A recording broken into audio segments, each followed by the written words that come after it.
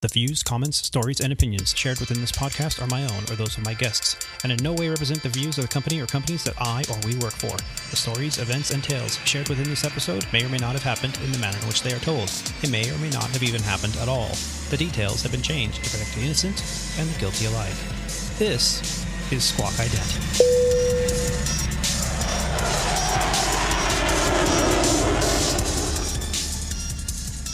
You're listening to Squawk Ident, an aviation podcast dedicated to the journey and the challenges surrounding the life and career of Aviator Tony, his co-hosts, and his guests. Together, we will explore the many pathways to an aviation profession, the realities of what a professional aviator can expect in today's marketplace, and we will share many stories along the way. I'm your host, Aviator Tony, an airline pilot currently flying for a U.S. Legacy Airline with close to 20 years on the flight line. This is episode 67 of Squawk Ident, recorded on the 3rd of January, 2021, from the Aviator Sound Studios from somewhere in Southern California. On today's show, the Squawk Ident crew and I discuss how important it is to not be that guy.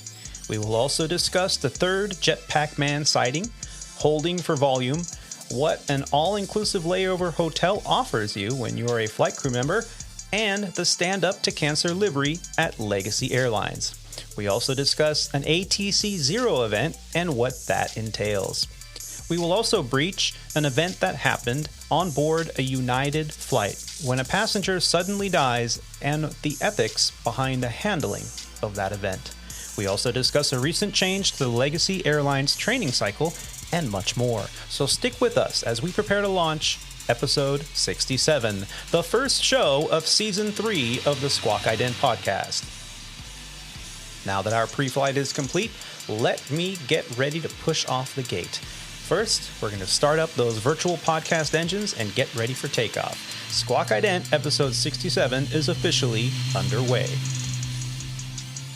To help me get Flight 67 off the ground today is an exceptional aviator and co-host. He is a professional CFI MEI flight instructor, a former freight dog, a former airline pilot, a current King Air flight instructor, a Falcon 2000 commander, a captain, and a corporate operator as well.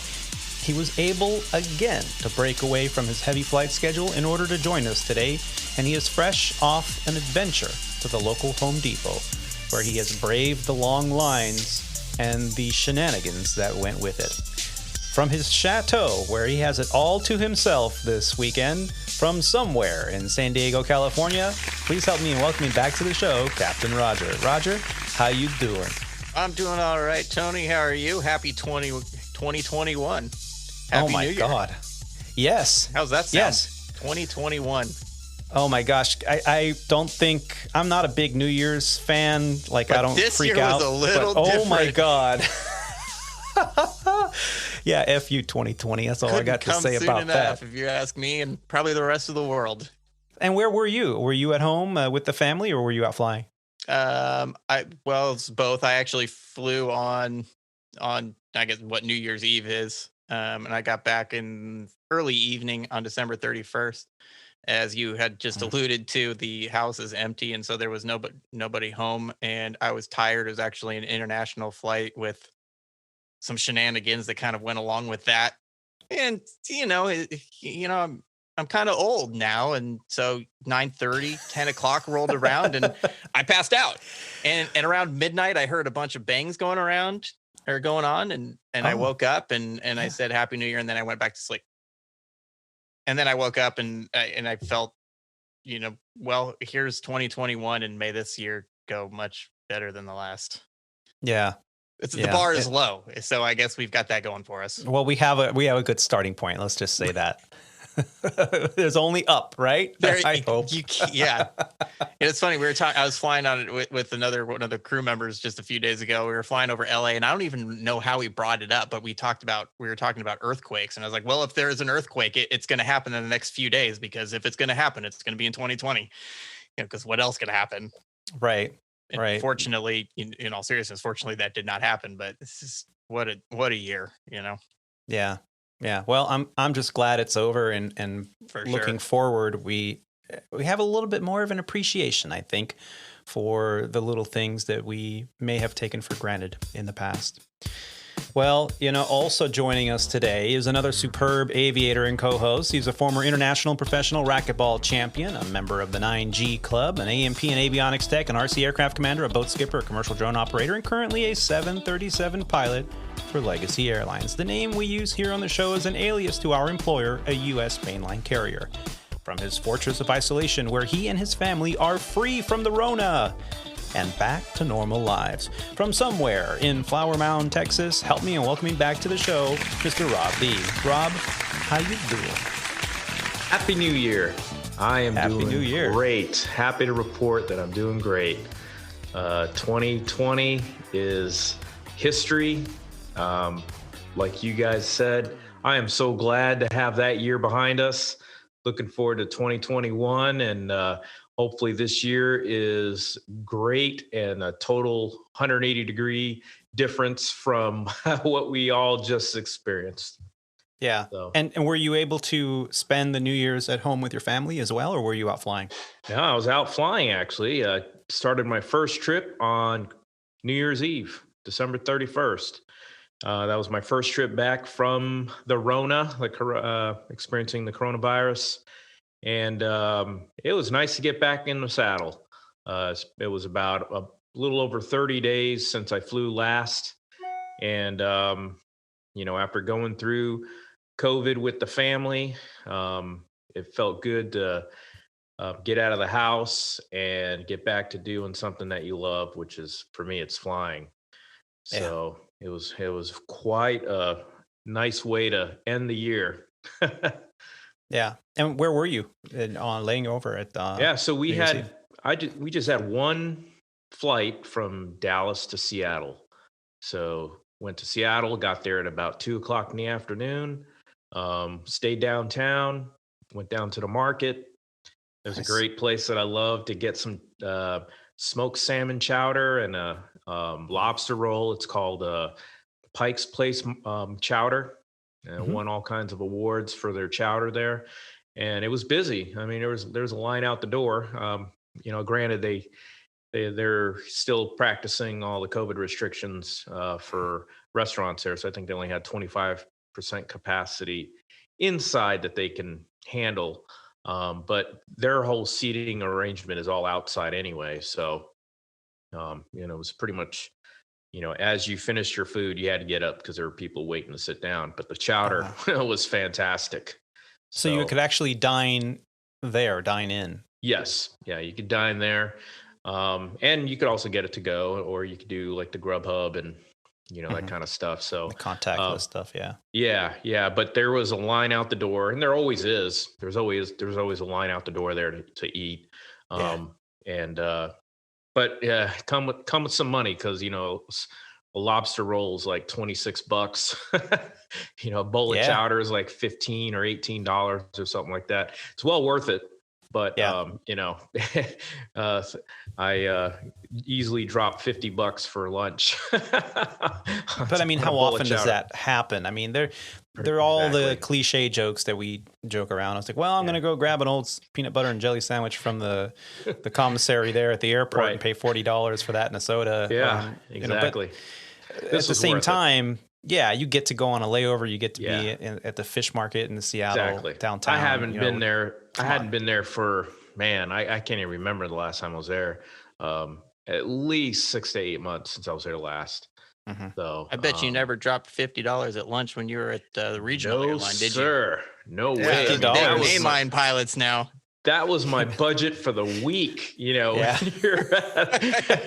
So $50 on lunch was a huge deal. But man, I look forward to it, and I'm glad the captain went down there with me. He was actually looking forward to it too, because he's eaten there in the past, and he was, when I mentioned it to him that I was headed down there, his eyes and ears lit up. He was like, "Man, let's go. That sounds good. I haven't had that in a long time either." So it was a good trip, man. It was a great guy. Good trip to come back to, and easy. I think we're going to get into it a little later, but missed that whole ATC Zero event because I launched off a day later. But lucky.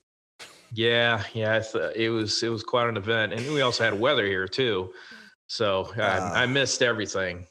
Took off New Year's Eve, just before the weather system hit the area, and I was sitting in my hotel room in Seattle, listening to my wife complain on how cold and rainy it was down here.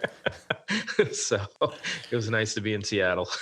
Yeah. And that's another thing. I think we've breached this topic before. Especially when you're new and you're flying either with a regional or with a charter operator or cargo or whatever you're doing, it's always best to be very choosy of your words when you're calling home, because if you're like, oh man, my captain's awesome, and we're out drinking, and it's Miami, and the flight attendants are with us, and we're walking down South Beach, and everybody's walking down the street in their dun-dun-dun-duns, and your wife or your husband or whatever you have at home is going to be looking at you like, all right, yeah. Well, I'm on my third basket of laundry and went grocery shopping. Kids are yelling at me. Picked up the dog poop in the back. I haven't showered in 2 days.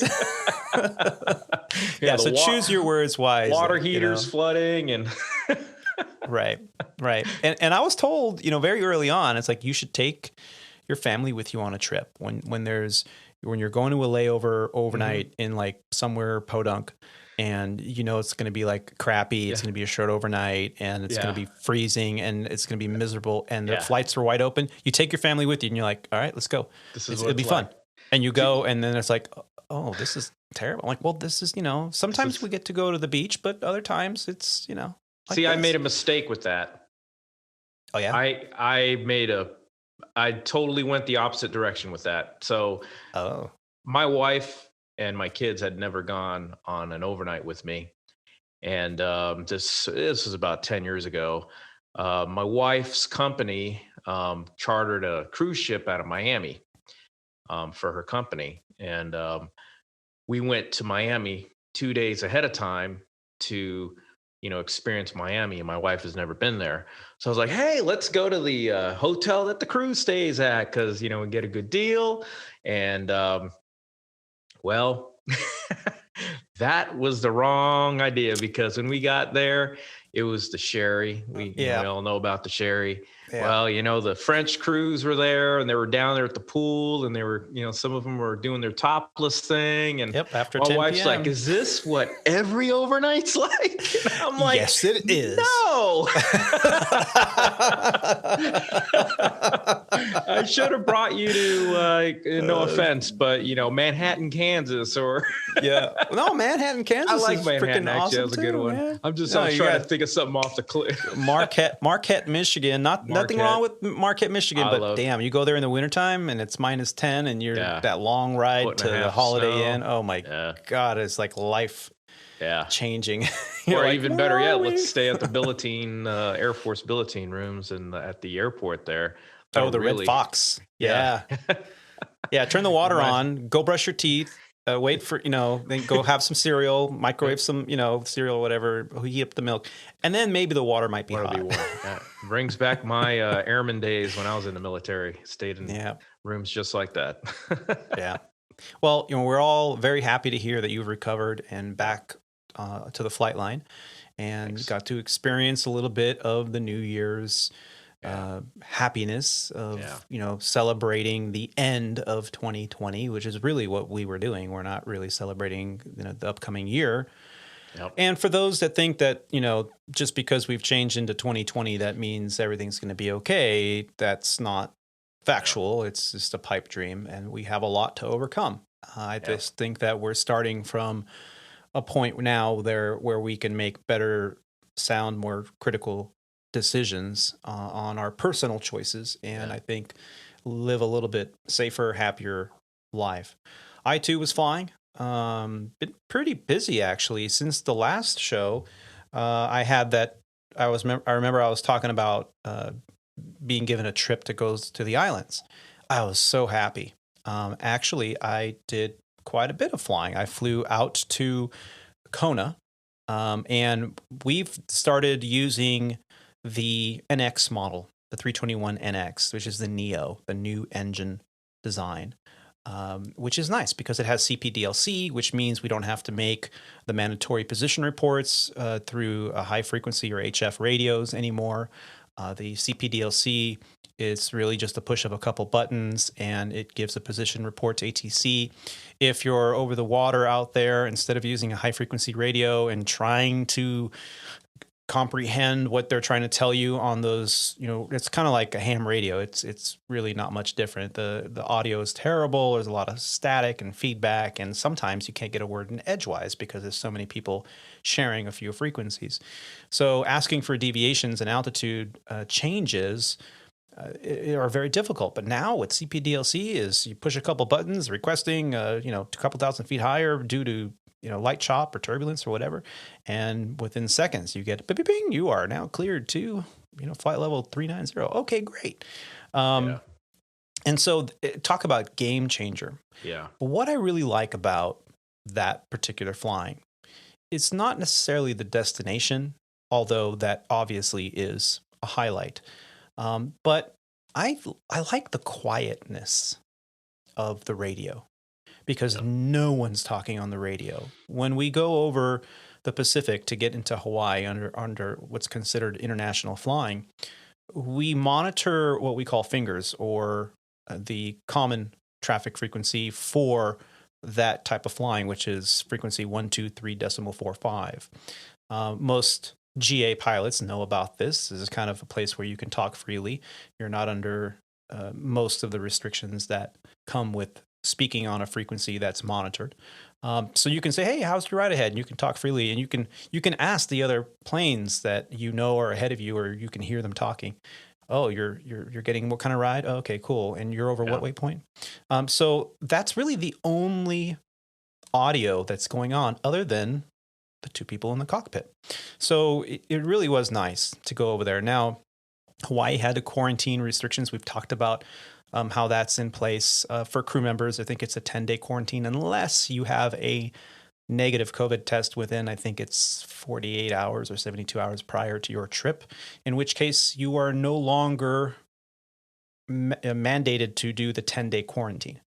I see holes in that personally because let's say I took the test on a Monday, I got the results on a Tuesday or Wednesday, and my trip started Wednesday night.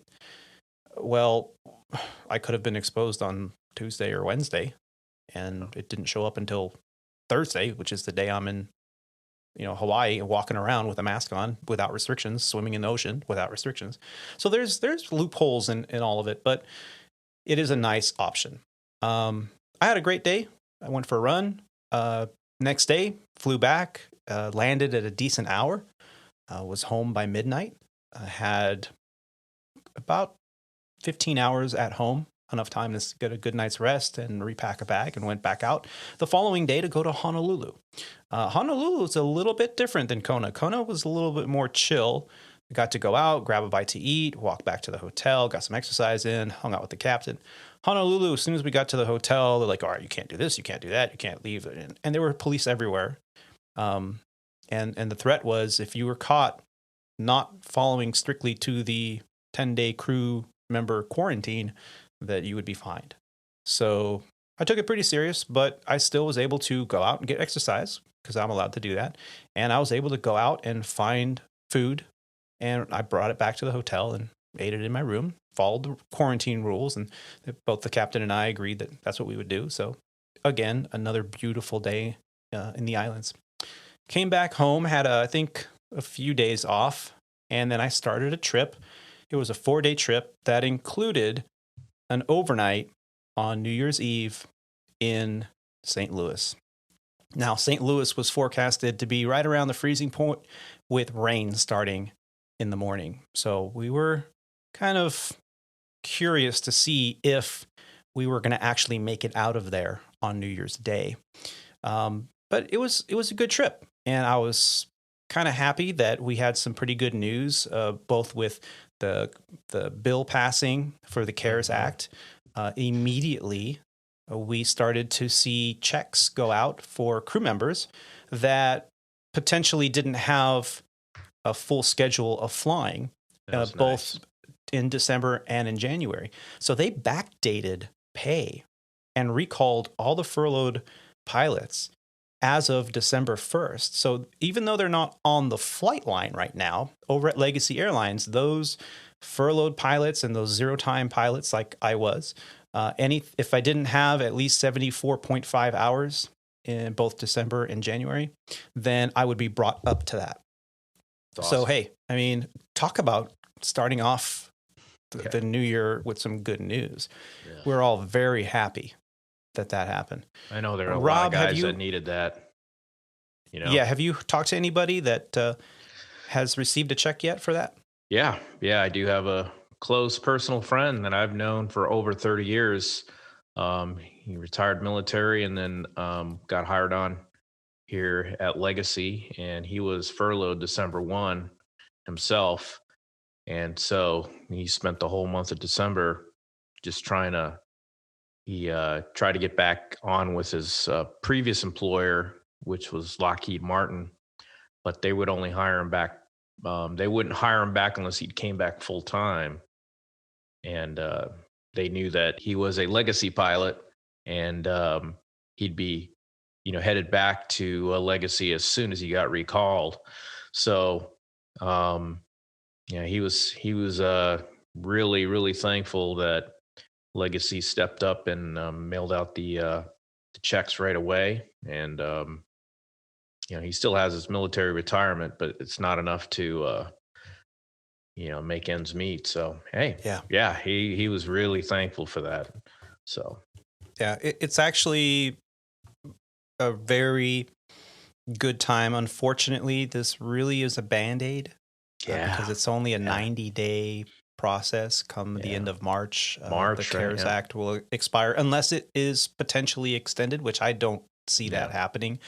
The good news is the TSA throughput numbers that we've been following every day have been over the 1 million mark, with the exception, I think, of New Year's Day was below. But people are flying. People are flying, and that is evident from what I saw. Now, Roger, you've also had a pretty full schedule flying your private executive flying. Has it been business back to normal or close to normal for you? I don't know if it was ever really affected. Other than the first couple of months, I think that, in the middle of March when everything shut down, and it was kind of just that initial shock for March and April and kind of even into May. And then after that, when summer started coming around, after, people kind of got their footing, it's been almost business as usual. And especially, because I kind of switched operators or switched clients in the middle of summer. I mean, these guys that I've been primarily flying for the last 4 months or so, they're going gangbusters.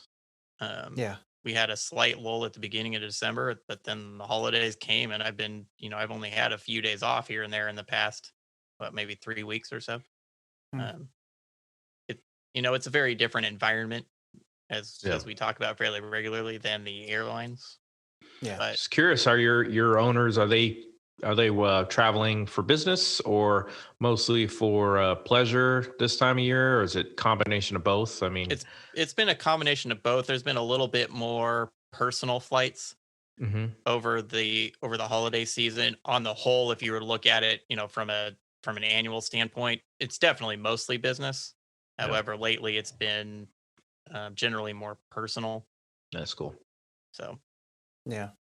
Well, I had an opportunity to have a couple days off between the Christmas trip that I had and the New Year's trip.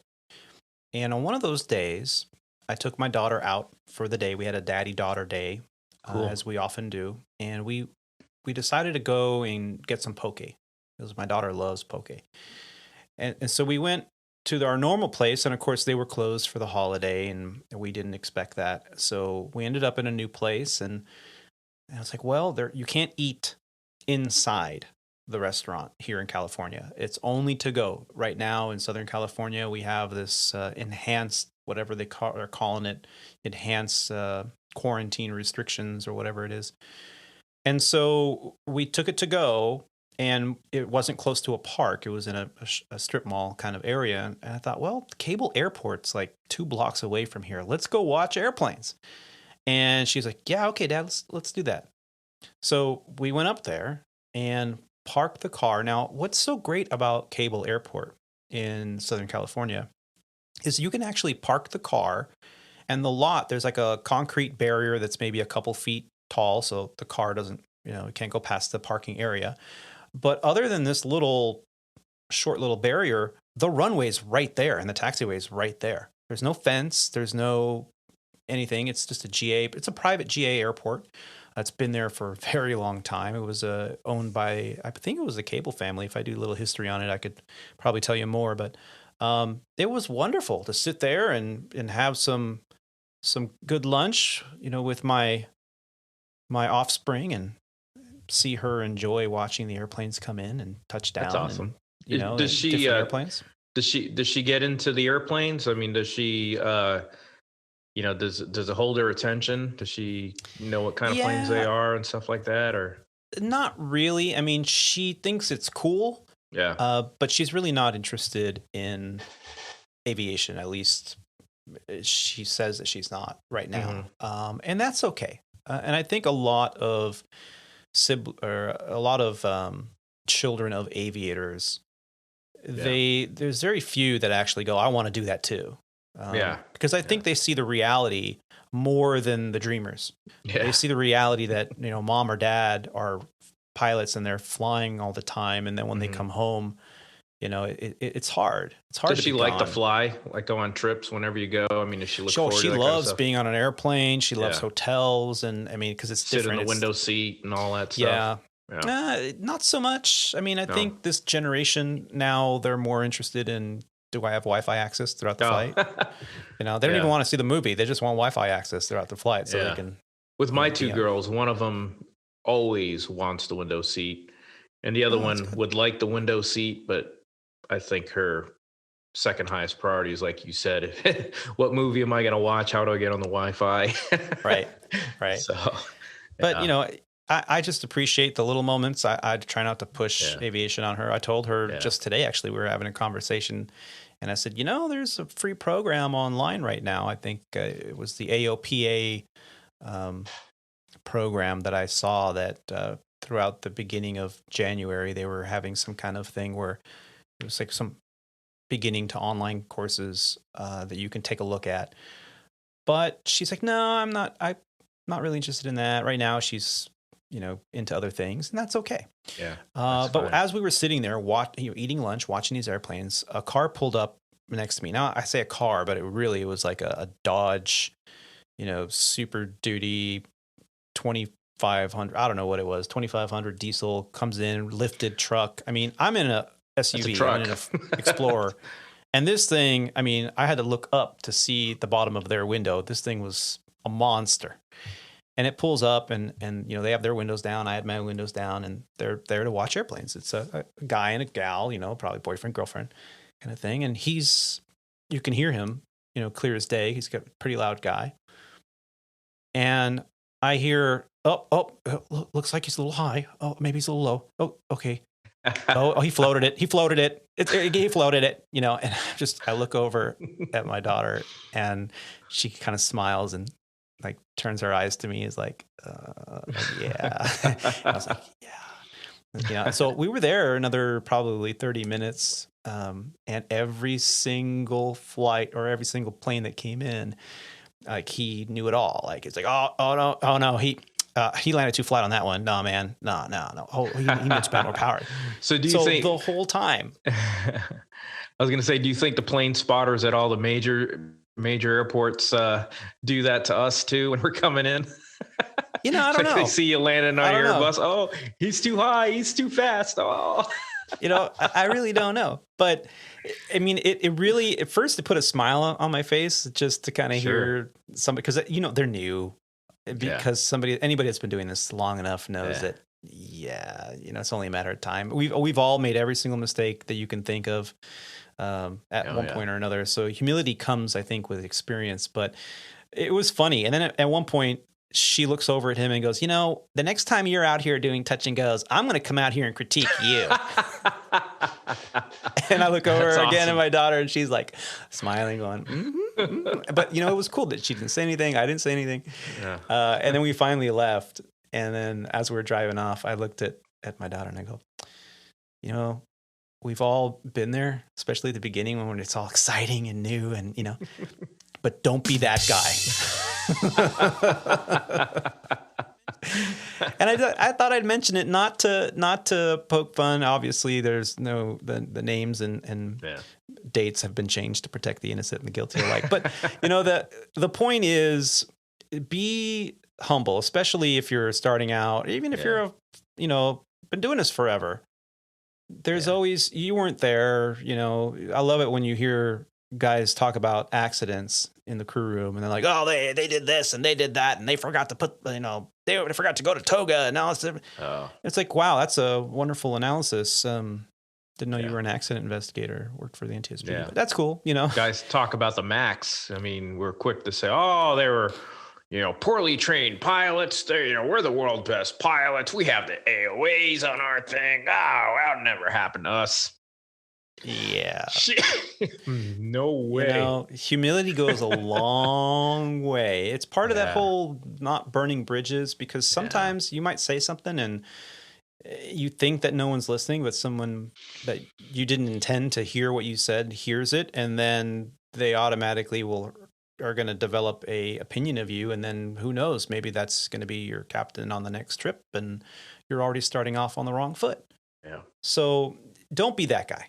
That's the point of all this. Don't be that guy. I mean, it's all cool. We all do it. We all sit there and go, "Oh, it was a good landing." I remember in Deer Valley, I'm going to go flashback to Deer Valley circa, 2004 or something like that. I'd come in for a landing, and one time I saw the flight instructor told me, "Look up in the control tower, look up in the control tower." And as I'm taxiing, by, I look up in the control tower and I see a big white sign, and it said 7 on it from the control tower. And I'm like, "What's that?" He's like, "He rated your landing. He said it was a 7. I was like, "You're kidding me." So he's like, "You better make this next, we're taxiing back. You're going to do one more, full stop taxi back. I want to see at least a 9 or a 10. And sure enough, I was like, I was sweating. I was white knuckling the yoke, and I was coming down. I'm like, I was going to make this a 10. I've got to do it. I've got to do it. And I came in, and, it was a pretty good landing. I was in a Piper Arrow. No, I was in a Piper Archer. Mm-hmm. It was a good landing. He was like, "Oh, that was good." And as we taxied back, I got a 9. And I was like, "Do you know them?" And he's like, "No, they know us in this flight school. So, they do this for fun, when it's not too busy." That didn't last very long, because what had happened, what I heard had happened allegedly, was that they were doing that. And there was a very attractive woman who drove her Corvette onto the ramp to get into her airplane. And they saw a student do a very bad landing, and they gave them like a 3, and she didn't know that's what was happening. She looks up and sees a guy holding a sign that says 3, and she thought that they were judging her. She was on the app Hot or Not or something, and I guess, she's right? Like, yeah. And she was very offended. So the airport manager got a phone call, and that was halted immediately. I would like to point out for our younger listeners, learning to land, that white knuckling the yoke is generally not the recipe for a 9 or 10 landing. So I'm going to go ahead and call out our own Captain Tony here and say that his white knuckle flight there did not result in the great landing. But, I just thought, from an educational standpoint, because there are people that are not as, grandiose as you, gripping the yoke so much that your knuckles turn white, not the way that you want to be landing an aircraft. Yeah, no. Gentle touch. Yes. To finesse it. Fight with your fingertips. That's right. And thumb. Fingertips. Trim is Unless your you're friend. trying to fly a Seneca, but that's besides the point. Yeah, right. Yeah. Well, Seneca, then still trim is your trim. friend. Yeah. Within it's a lot up 3 trim. trims down. Flare. That way when you flare, you actually flare. So That's funny. this is what happened on my little time. I wanted to mention the don't be that guy, and I think we we excellently placed us all together. Yeah. But thank you for not nailing me to the wall with my white knuckle. That's awesome. Comments, but Yeah, we've well, you all know, been some there. other exciting news has happened in the past few weeks. That Jetpack Man has been spotted yet again. This is the third occurrence, Dude. the third occurrence of Jetpack Man, and he's, I don't know, some daredevil. I was very skeptical to this the first time. I can't believe they haven't caught this guy yet. It's pretty interesting that this happened. This happened kind of, I think it was over the beach area, about 7 miles from LAX. So it was nowhere near the LAX airspace, probably under it. But someone taking off from an airport, that was a passenger in a private jet or a corporate jet, did a video. And it was pretty interesting. And it was covered by the local ABC 7 News. And I just have a little bit of that now. A close encounter between a high-flying daredevil wearing a jetpack and a private plane has led to an FBI investigation. As ABC's Will Carr tells us, this time a passenger on that plane captured the sight on camera. It's a scary sight soaring across Southern California. That speck in the sky is what appears to be a jetpack. At 3,000 feet, it's streaking past this pilot in a private plane. The close encounter just 7 miles from LAX. This is not the first suspected jetpack sighting near LA's largest airport. This past fall, 2 others were reported to be dangerously close to planes taking off and landing, where a crash could be catastrophic. One reportedly coming within 300 yards of a passenger jet. We just passed a guy in a jetpack. Don't hear that every day. While jetpacks are growing in popularity, sightings are rare. Earlier this year, a pilot for Jetman Dubai documented a flight at 6,000 feet. That flight lasted for 3 minutes. Most jetpacks can only fly for a couple minutes and can't get very high. The one that was flying around here bucked those norms, and the FBI is now investigating that close call. Well, so that is Wow. what ABC 7 affiliate here in Los Angeles reported. Now, how do you, That's 3,000 crazy. feet over Palos Verdes? Are these things like garage built? They have to be. Well, you these can buy jetpacks? them. I mean, 'Cause they if have you the were- winged jetpacks. You Well, know, that's you what can I'm- buy them. So that's the reason why I asked that, is because whoever's selling them, they need to what be. are they made for? They need to have. I mean, look how much regulations are being put on drones. Yeah. Right now. I mean, why aren't these jetpacks, if they're being sold by a company, having to go through, all kinds of hoops and, regulation and stuff to get these things sold, unless you register them with the FAA and put ADS-B on Well, them everything and all has to that have a kind of stuff, transponder now. I mean, I think even hot air balloons now, if you fly Right. at night, have to have nav lights and a transponder. I mean, this is pretty ridiculous. Yeah. Yeah, my drone has to have really? that. So yeah, you have to have your nav lights and got to have a Oh, okay. positioning light.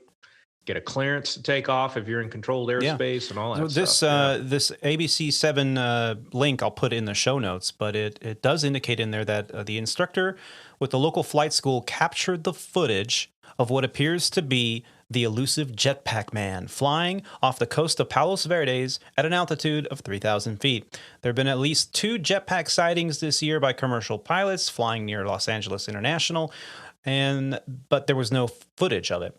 The FAA and the FBI are investigating those sightings, as jetpacks can represent a hazard to aircrafts. Can you imagine the damage That's and crazy. potential death involved with hitting something like that with that much equipment and fuel on board? I mean, it would be like hitting a little airplane.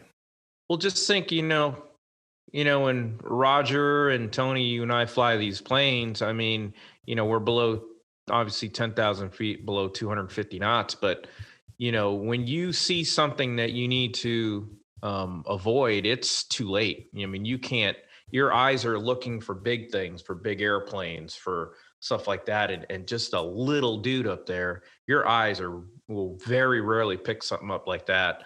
And when you do, it happens. So they'll be by you so fast you won't even know, especially if they're, head on. But, well, think about it. Gosh, you accelerate out of Los Angeles, you almost immediately go to 250 knots.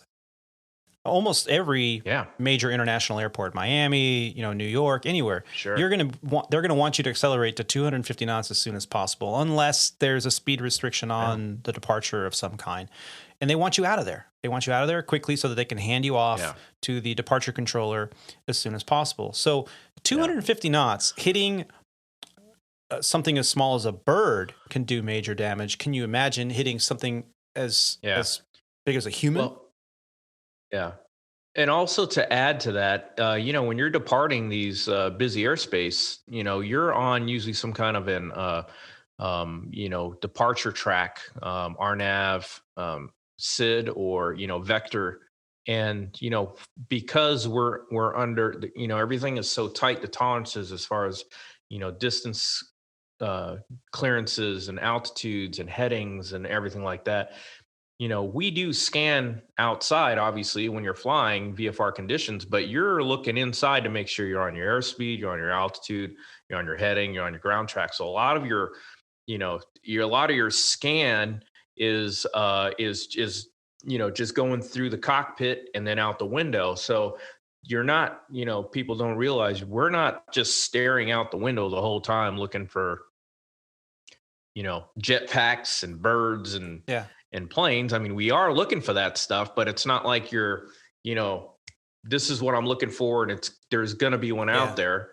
You know what I mean? So I need to keep my eyes peeled out for it. I mean, you're really busy, and then, really down low, you're probably doing a checklist. Mm-hmm. You're probably, configuring the airplane, and it's an 80-20 split. When you're taking off and you're climbing out, you're 80% outside and 20% inside. But as soon as you rotate, and now you're on a path, you're navigating, you're 80% inside and 20% outside. And to the idea, I've seen Mylar balloons go past the airplane on approach into Los Angeles many times, and it is a blink. I mean, if you blink, you're gonna miss it, and if you're not looking outside at that very moment, you're not gonna see it, because it's so.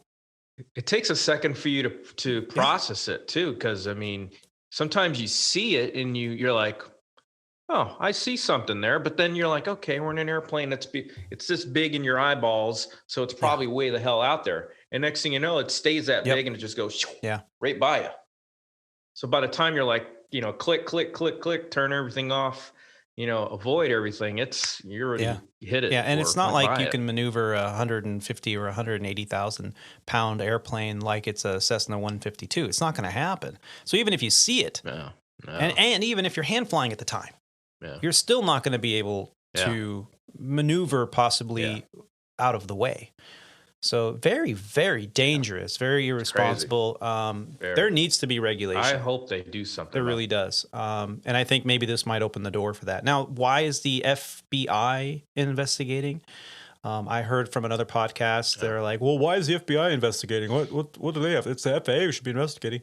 Well, yeah, that's true. But the FAA governs the airspace, the regulatory stuff, right? What regulation is there other than an unauthorized vehicle in airspace? I mean, so the FBI is they investigate also laser strikes. So, you do something, you're doing a crime. That's the FAA doesn't investigate crime. They investigate regulatory stuff. Yeah. Well, I could think of a whole bunch of regulations they violated, and that's probably what they're going to punch the guy with, when they catch him. Well, that was sighting number 3. I'm sure unless they live under a rock and they just happen to build their jetpack in a cave and they don't watch television, I'm sure they know what they're doing because they're making the news. They're becoming famous. How do you fly 3 jetpack flights and nobody know who you are, though? Thank you. I know. I mean, doesn't that beg the question? Like, how is it possible that you've now flown 3 flights in a jetpack and nobody knows who you are? Okay. The first rule of Jetpack Club is we don't talk about Jetpack Club. Don't right, exactly. What about everybody else? Okay. It's not part of the club. So out of the three of us, the next time we're flying around in that airspace and we witness this guy flying, click, click, click, click, declaring an emergency. We see the guy in a jetpack. I'm going to follow him until he lands, because I guarantee you I have more fuel than that guy does. And he'll Now, need if to you're land flying a before I do. helicopter, Gear down. If you're flying a helicopter, maybe. Yeah, we're just going to do pirouettes. And it's only a matter of time. But see, here's the smart thing. So this guy's obviously got a brain on his shoulders, because he is operating every single time in the vicinity of Los Angeles International, where helicopters need clearance to enter the airspace. So he obviously he potentially could be monitoring with a handheld radio to see if there are any law enforcement helicopters or news helicopters in the area. And if there are not, because they would have to have clearance to get in the airspace. Wait. Hold on. Let me get this straight.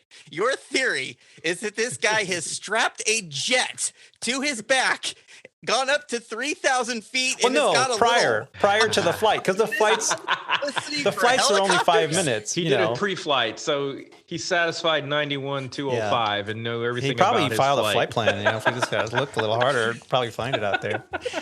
Don't be that guy. And I think I got that right. 91-205, isn't that the pre-flight thing? Oh, dude, I don't know. Not to mention that this guy's got to have a brain. He got within 1,000 feet of a passenger jet airliner, but he's got a brain. My hat's off to this guy. He's really got it going on. Yeah. So here's to you, jetpack guy. I mean, we're going to call him Buck Rogers. These videos. I mean, I haven't seen the videos, but we've got a couple of commercial pilots saying that they've seen a jetpack, and now we have a video. I have a lot of questions about this. Yeah, like, does this guy have brains, or is he just flat out? Is he flat out nuts? 3,000 feet. I mean, that's really high too.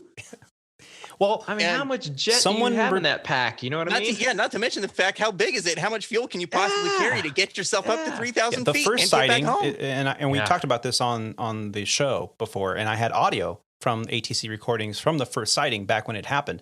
And they were reported him at 6,000 feet, which was like, wait a minute. I've seen these jetpacks. I've seen the YouTube videos. I've seen those like Red Bull jetpack winged suits.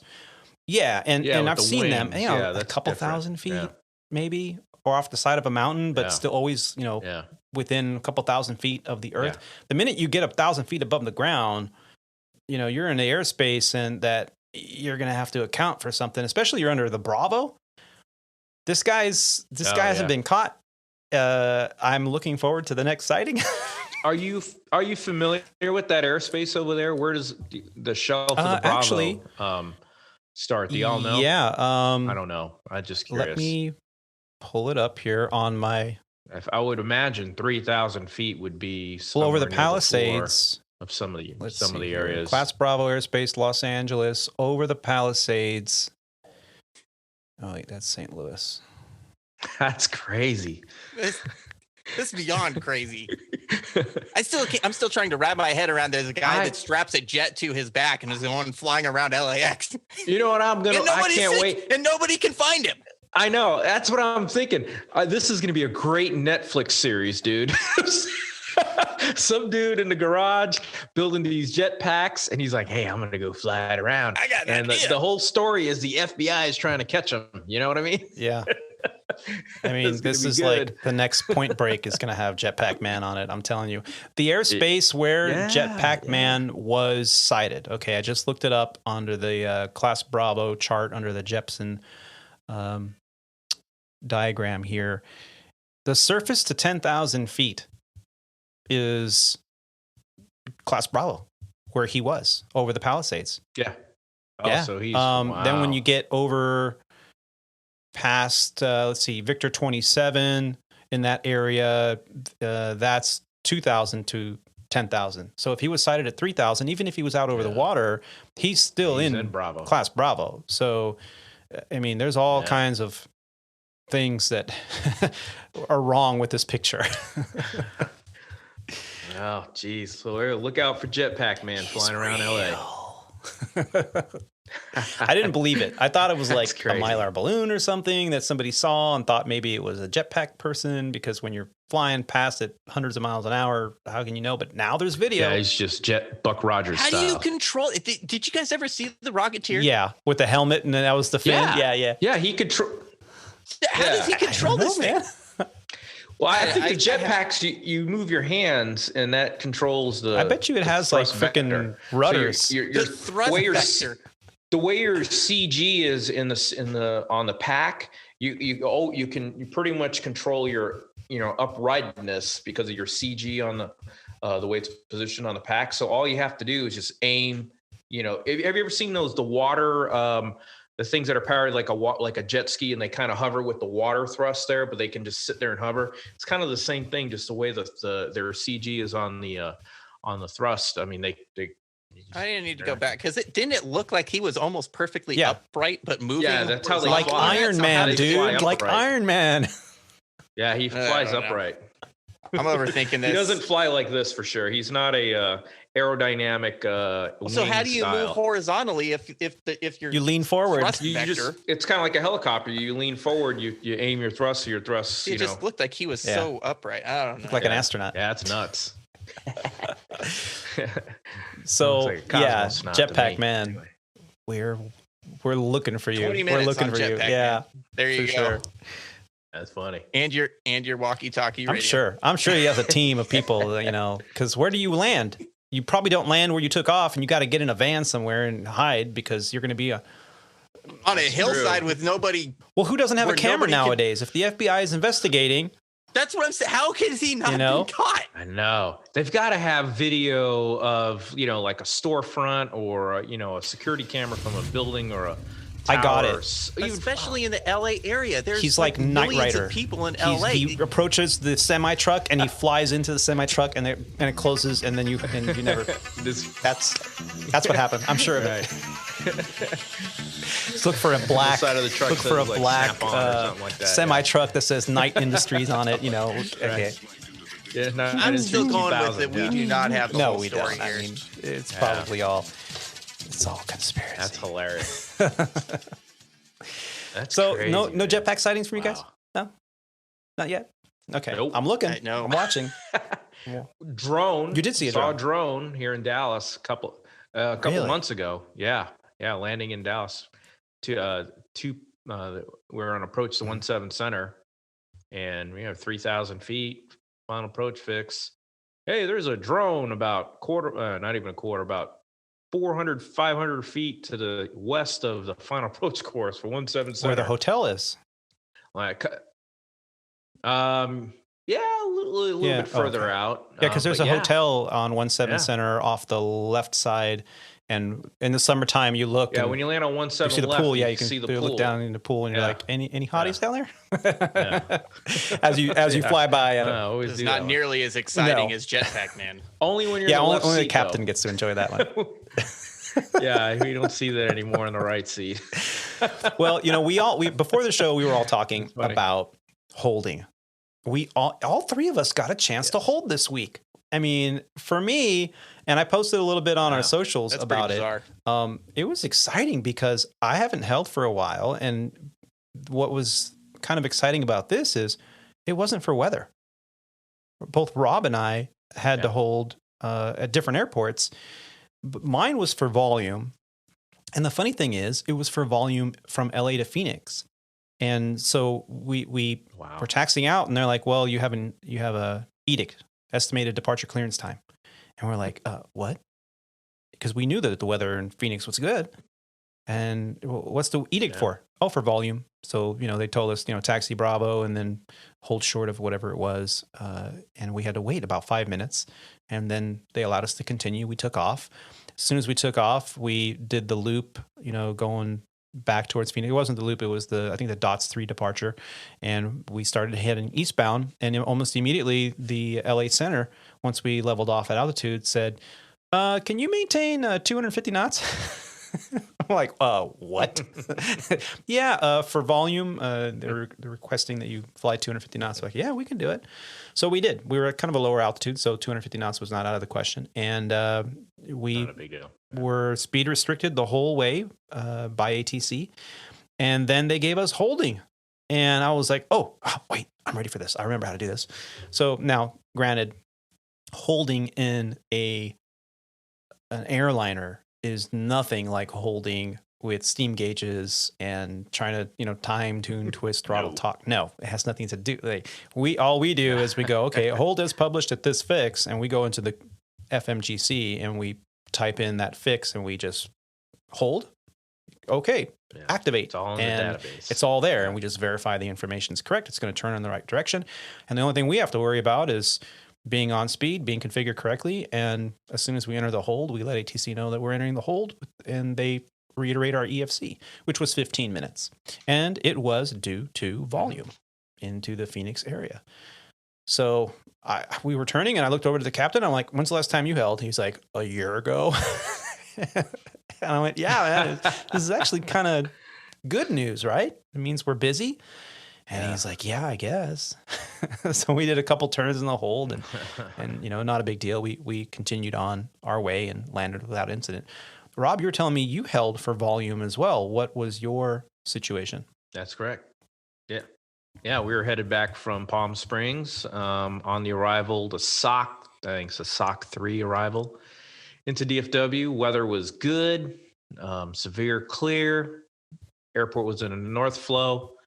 And we check on with Fort Worth Center, and they go, yeah, expect holding on the next frequency. And, me and the captain Deers went, bing, what? Because we didn't have any alternates planned or anything like that. So we're wondering what the situation was this time. Was it another ATC Zero event going on? But so, we queried them, and they were just like, yeah, it's just because of traffic. Too much traffic going in the DFW. So we requested we asked the slowest practical speed for the hold, and they gave us speed at our discretion and descend to maintain 240. So we're at I think we're at 3330, descended down to 240. And they just told us to expect one turn in the hold, gave us an EFC time of 15 minutes. And so we slowed down to about 220 knots, 24,000 feet, held over the fix, 10-mile legs. We turned inbound, and when we were about, I guess 3 or 4 miles from the holding fix on the inbound leg, and I go, all right, cleared to I think it was the Boove intersection, and resumed the arrival, cleared to descend via the SOC 3 arrival. So we're like, rock on. Exit hold, direct to Boove, 320 knots. And so that took added about 10 minutes to our flying time. But yeah, sure enough, when we got into the terminal environment, and they were busy, man. We came in from the west side, and they sent us all the way to the east side to land. So a little bit of taxi time there. Yeah, it was, haven't held in a while. I mean, that'd probably been a good 8 months ago or so. I never thought that I would say, oh my gosh, this is cool when I'm given holding instructions. Yeah. You're the only one. Yeah. This is cool. I thought it was kind of neat. I was like, that's good practice. Yeah. Copy holding instructions. Yes. Yeah. Yes. It was so for us, it was on the go home leg. So we're kind of like, come on, really? Okay. Yeah. And Captain Tony's still, he's building his flight time. Building time for the majors. Oh, is there a cloud? That's 0.1 right there. That's it. Now, Roger, you also held. Unfortunately, it wasn't for volume. It was for something a little more serious. Yeah, it was kind of a little bit of a combination. Weather was the precipitating factor for it. We were going into Truckee, which is a controlled airport. However, they do not have any radar. And because of that, they can only have one airplane going in and out at any given time. And so normally as long as the weather's good, most pilots will cancel for one of two reasons. Either the guy in front of them hasn't canceled, in which case if you cancel and you go VFR, you're on your own. Or we try and cancel early to let the next guy kind of get in. But unfortunately, when you got to shoot an approach, you don't have that option. And so we were number 3 for the approach. And and there was one departure as well. And so they had told us to slow down. So we slowed down. We slowed way down, and we got a couple of vector turns, and then actually culminated in holding. And we probably did. Our holding instructions were hold as published on the approach, and leg lengths your discretion. We did 10-mile legs and slowed it way down. I think we probably did three or four turns in the hold actually, and then got one descent, and then we got cleared for the approach, which turned out to be somewhat a little bit more exciting than we anticipated in and of itself. What was your alternate? Was our alternate Reno? Right on the other side. So right on the other side. Yep, right on the other side of the mountains. It's kind of an interesting approach. I think probably for the first time I'd shot an approach that I can ever remember that we actually broke out laterally and not vertically. Oh, really? You can see sideways or in front of you? Like, we got to minimums because as an MDA, it was an on-precision approach, and we got to our MDA, and we're like, this is not good. Like, the weather at the airport was fine. Like, we should have broken out like 1,000 feet ago. And we were coming up on getting pretty close to the missed approach point, and then all of a sudden it's like we came out of the cloud bank, and then you could see it, but it wasn't because we were any lower. It was because just we came out of this cloud bank, and I like I said, I can't remember actually. It was such a vivid, like 0-0 in a cloud, and then all of a sudden laterally just came out the other side. Wow! And then we were able to land, but that was a little bit different. It was a little bit different, especially when you're listening to the weather and you think you start this approach. Okay, well, we've got like 1,000 feet to spare on this approach, and then all of a sudden you're in the soup, and you're coming up to your missed approach point, going, "How was this weather so wrong?" Especially because it was a 1-minute weather. It wasn't even an ATIS, so you had new weather every single minute. Yeah, so wrong. Yeah, that'd be neat if they gave you the weather, the visibility, and the ceiling at the final approach fix. Wouldn't that be nice? That would be helpful. Yeah, that'd be so helpful because then you know if you're going to see the runway or not. Obviously, everybody has a different tech, and then we'll talk. Everybody has a different minimum. Now, do you remember, Roger? Was your MDA obviously your minimum descent altitude on the approach? Was your missed approach point the runway threshold, or was it prior to that? On that particular approach, I'm almost positive the missed approach point was a little bit prior to the runway threshold. But it's also because Truckee is in the middle of the mountains, and so our MDA, I want to say, it was probably around 1,400 feet or so above the ground. So even if you had made it to the missed approach point, even though it was prior to the runway threshold, there's no way that you could have. Was that a GPS approach? I didn't know if I picked up on that. Yeah, it was an RNAV approach. Okay. But there's no way you could have actually made that landing using normal maneuvers, which is one of those things that you need. Well, I was going to ask you, do you all have a obviously some of them have a visual descent point and obviously a missed approach point. Do you guys practice the constant rate of descent profile on those approaches? So you have an MDA, but do you fly it like an ILS? And then when you get to your MDA, you can't, and you don't have the runway. If you're on your constant rate of descent, do you just level off and then truck in, or like us? As soon as we hit, our MDA on the constant rate of descent, if we pick up the airport, if we don't pick up the airport by that point, we have to go around because we're not going to be able to make a normal descent to the. We typically do the dive and drive. Yeah. I've had this discussion with many a pilot, and actually had this discussion in the airplane talking about this approach, because what ends up happening, depending on what you're doing, if you want to do the math for it, it'll work out okay. But what can happen too frequently, and this was an example of it, is that our airplane will actually make a glide slope from your final approach fix down to your MDA. Right. And make it a constant descent, except your airplane is going to make that slope in order to get to your missed approach at your MDA, right? Well, it depends on where the MDA is, but yes, I see what you mean. Yeah. The problem with that becomes is when your MDA is 1,200 feet above the ground, that constant rate is not what's going to get you to the runway. And so you can actually program the airplane to fly that slope, but it's going it's going to hose you. It will completely hose you. Yeah, your MDA is not going to be your missed approach point. It may be 1.5 miles or so prior to the airport because of the altitude that you're concentrated. Your altitude is just going to be off, because otherwise you're all of a sudden diving where you wanted to get down prior to that. And so it kind of depends on the approach. Which runway was it? Was it 11 or? Yeah, it was the RNAV. I was looking at that, and so on this one, and I don't know because I'm not really used to looking at these government charts. But if you're interested to follow along, airnav.com. Airnav is a great resource. You can plug in an airport. Truckee is what, KTRK, and you can look at runway, RNAV GPS runway 11 or 11. And so Martyr is the missed approach point.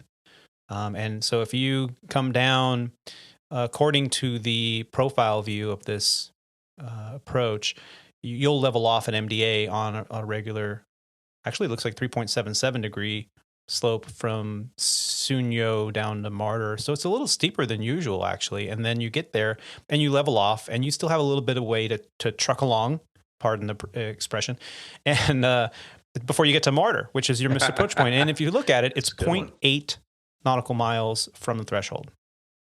So they're accounting almost a mile for you to go from your MDA to touchdown. Now, every approach is going to be tailored to that specific airport, that specific runway. Sometimes the MDA is only 400 feet above the ground. In this situation, it's much higher.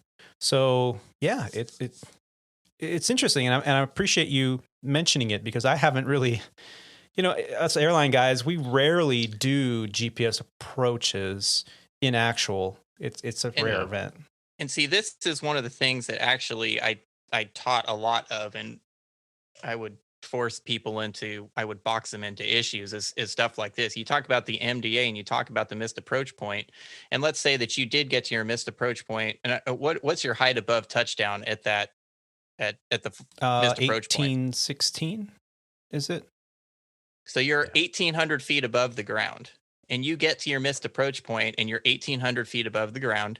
You have 0.8 miles to the runway threshold. You get to your missed approach point, and then you get the airport and the runway in sight. Are you going to land only from if there? By the reg you can make a stabilized normal maneuvers? Can you make a stabilized approach from 1,800 feet and lose 1,800 feet in 0.8 miles? There's not any way. It's actually no. And there's a mathematical computation for it. Now I can ask you two airline guys, how do you figure that out?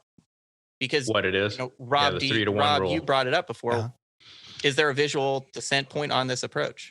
No, I didn't even look at this one here. I'm looking at it now, though. I don't see one. Yeah. For all you listeners out there, this is why I like to make fun of airline guys. What is a visual descent point? Yeah, it's a point where you have to pass that point before you can if you have the airport in sight, you have to pass that point, and that's the point where you can continue down to the down to the runway. Does that point exist on this approach? Not charted. Of course it does. Charted. It does, but not charted. You have to calculate it yourself. There's nothing that's published, so now you have to figure that out for yourself. So you have to use you have to do a little bit of math, public math. Yeah. Public math. And you have to figure it out. I'm not good at. Yeah, and hopefully you've done this prior to starting the approach, because during the critical phase of flight, really, once you start your descent, hopefully you've briefed every scenario and you've talked about this and you've talked about the go around and you've vocalized it. This is a new hot topic actually at Legacy Airlines, is that pilots that don't brief the minutia of a go around. And so by not doing so, sometimes they elect in their mind to continue an unstabilized approach rather than doing a go around, because they haven't briefed the going around toga, positive rate, gear up, go around flaps to the next notch. All right. And then, select whatever that approach is going to, so by going through the profile, vocally with your co-pilot or your captain or whoever you're flying with prior to even initiating the descent, then when you get to that point and you're like, well, we talked about this. We knew that if we weren't going to have the runway by this point, we were going to execute a go around or a missed approach. And you stick to your guns, because I can't tell you how many times I've said, all right, going around. Oh, I see it. Oh, okay. I said, chop and drop. And that's how accidents happen. That's how people slide off runways or land long. And so it's important. And I'm very grateful that we have Roger, because for him, it's like, I do this every day. But for Rob and I was like, I've gone through it with captains too. The airport's in a VFR environment. They're clearing planes for visual approaches, and these guys, they'll brief the ILS missed approach on a visual. And I'm like, we're not gonna be doing that. I'm like, dude, number one, we're never gonna do that, even if we are probably on an ILS approach. But if we go around and off a visual approach, that is not the missed approach procedure we're following. And I said, we're doing straight ahead, 1,500 feet above airport field, and wait for further instructions. And if we don't receive anything, we're going to make a left box pattern, look for green lights, and land, because we're probably out of comms. So, 1,500 feet above the airport is 2,200 feet. That's what it is. That's what we'll stop at. And if we'll probably get 3 or 4, depending where you're at. So anticipate that. But we're stopping at 1,500 feet AFL, because that's all. And we'll be right back. We're cleared to. Right after a quick break.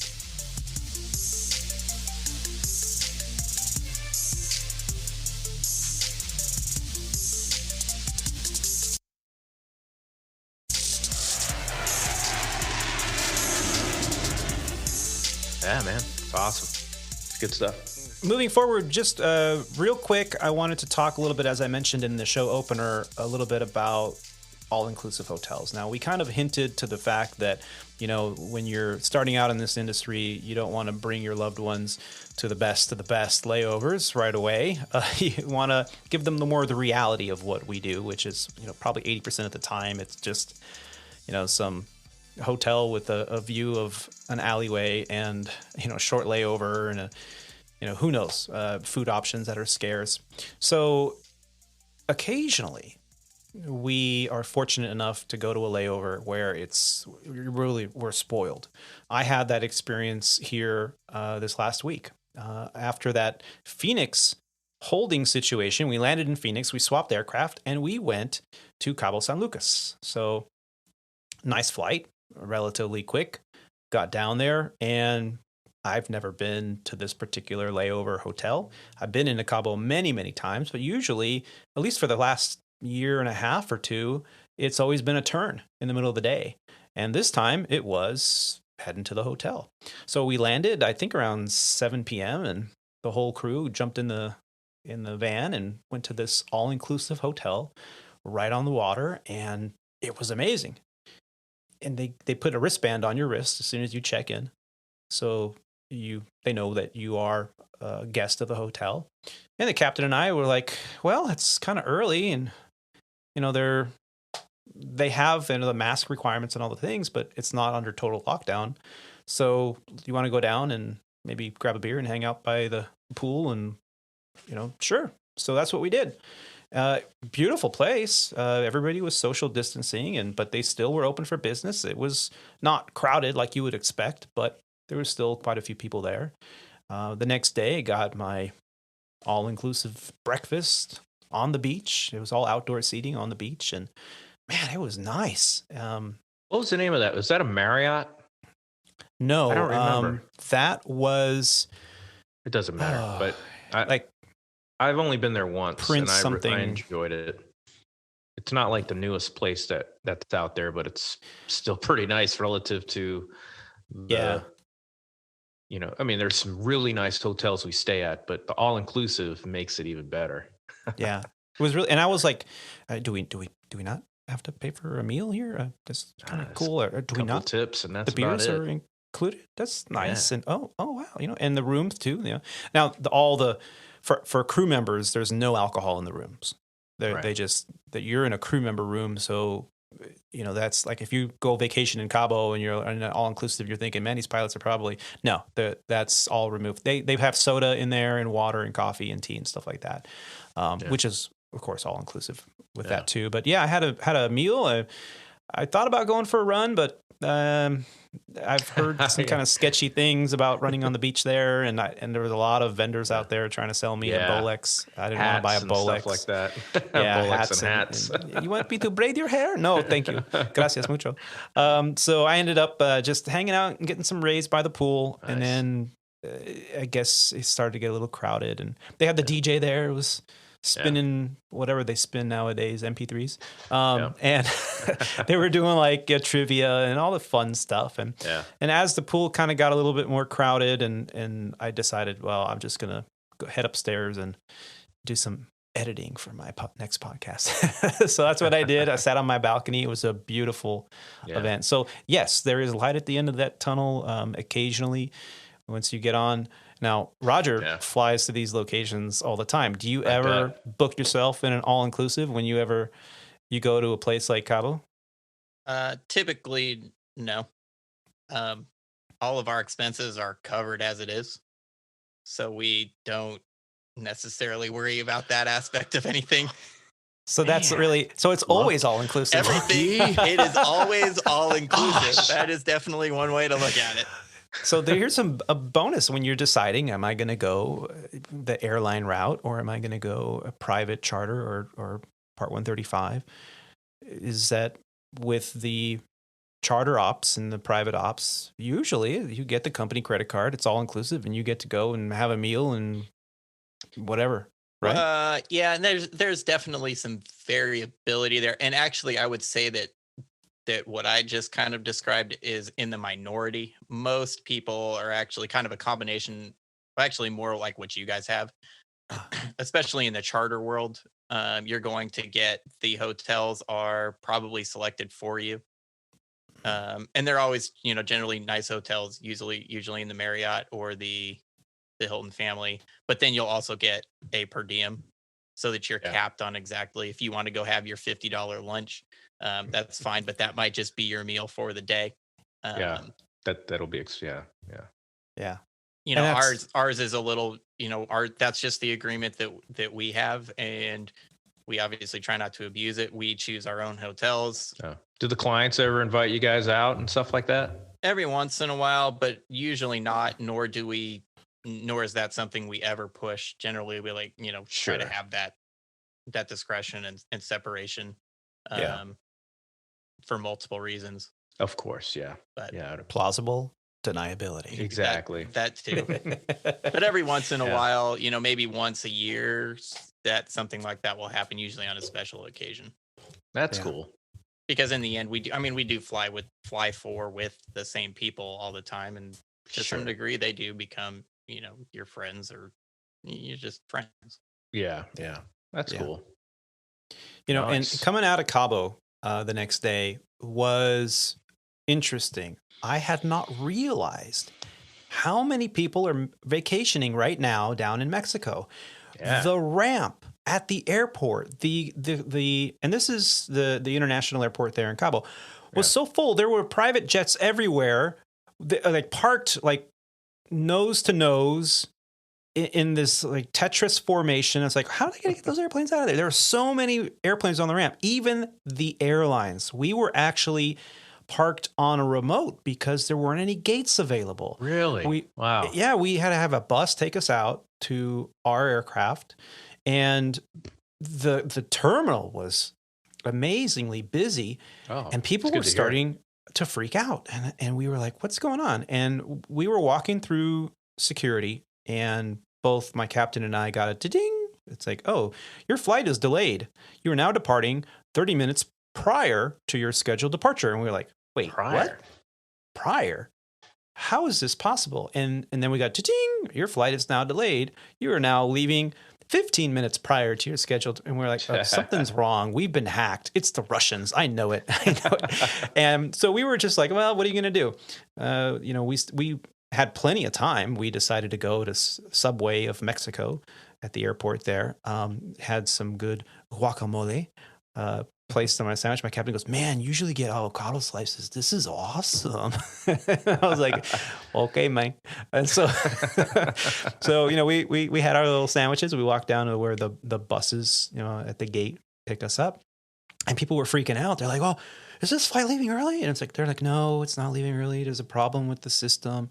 Well, what had happened was it went down to ATC Zero. So the company software, I guess, was kind of going a little bit crazy trying to figure out delays and all this stuff. And someone must have been adjusting times on flights that weren't necessarily affected. And so we ended up leaving on time, like normal, but it was a little bit of drama.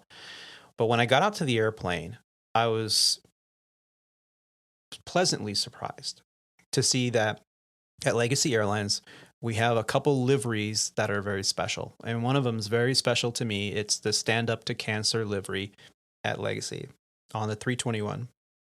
So I get there and did the walk around and took a couple pictures. The reason it's special is because my brother-in-law, his name is printed on that aircraft, as are thousands of names from both cancer survivors and people that have lost their lives to cancer. So it was kind of cool to fly that plane. And I sent a picture out to my family right away, and they all were like, "Oh my gosh, he's smiling down from heaven." That's so right now, cool, the fact that you're flying that plane. Yeah. So it was cool flying out of there. Not a big deal. We did have a single engine procedure that we plugged it into the secondary flight plan that in the event that we needed it, but not a big deal. Now, we hadn't realized that it was an ATC Zero event in Dallas. We actually flew from there to Phoenix, and somewhere en route, people were talking about it. Yeah. And Rob, you said you missed it. I did. You didn't. You weren't flying that day. Was not flying that day. I can't even remember when that was. I think that was the 30th, so the day before New Year's Eve. So yeah, that was the day they went ATC Zero, and that's a big deal. That happened in the Fort Worth Center location. So the folks that actually handle the traffic in the air route traffic control system for Fort Worth airspace. So that's pretty much the whole state of Texas, which is huge. Yeah, it's probably just shy of less than a half or a quarter of the country. So yeah. And there's an article that I'll put in the show notes from the Dallas Morning News that came out that was entitled, "The FAA Temporarily Halts Flights at DFW and Dallas Love Due to COVID-19 Case at the Regional Control Center." Mm-hmm. So they ended up stopping all the arrivals and departures at the North Texas's passenger airports for just over 2 hours. 2 hours, in the middle of the day even. Can you imagine?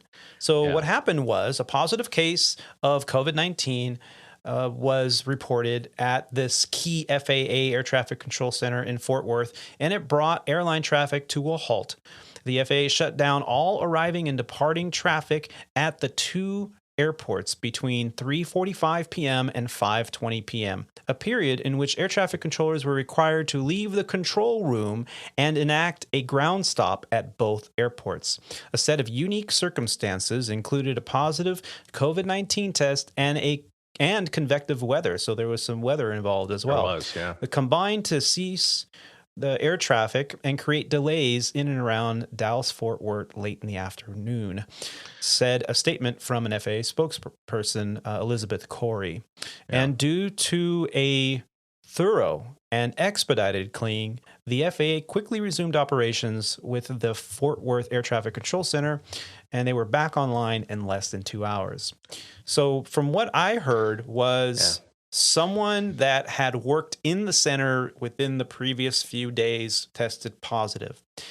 So because of that, they had to do what's called a level 3 cleaning. So aren't you guys curious? It's a federal facility. I got that out. But don't you think they would have some kind of cleaning protocol in place already? You know what I mean? I mean, we go through our planes now with, a lot more attention to cleanliness than we did before.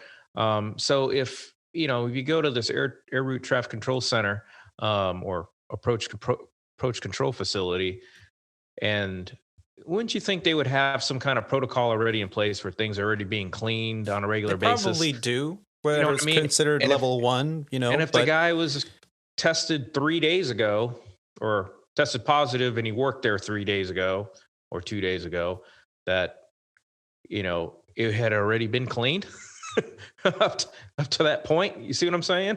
Yeah. I could see if the guy was working a scope, and right then and there went, I feel sick, I'm going to go get tested.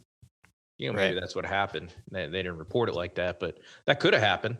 And I'm thinking the decision was kind of based upon the fact that, according to this article, there have been about 22 COVID-19 cases among employees at that FAA Air Route Traffic Control Center in Fort Worth. The facility is just south of the DFW airport, near the American Airlines headquarters. Yeah. These types of facilities shutdowns have been happening routinely during this COVID-19 pandemic, and several large airports have had more than one such shutdown. So whatever their decision was, it had to have been, I think, pretty dire that they decided to do this not during a scheduled cleaning, but to just cease all operations and clean it. We had a dispatcher do his annual jump seat ride with us last year, and this was obviously right in the middle of the pandemic. And that was one of the things he told us. He said, we asked him, what's been one of your greatest hurdles as a dispatcher, operating in the pandemic? And he says, it's planning for the unplanned tower closure or route facility closure. He said there's air traffic control centers that were closing down in the middle of the night, like Kansas City Center, or I forget which one he shared with us, but he said they would, they'd have these so much red eyes, but late evening flights or early morning flights that cross, the center of the country or whatever.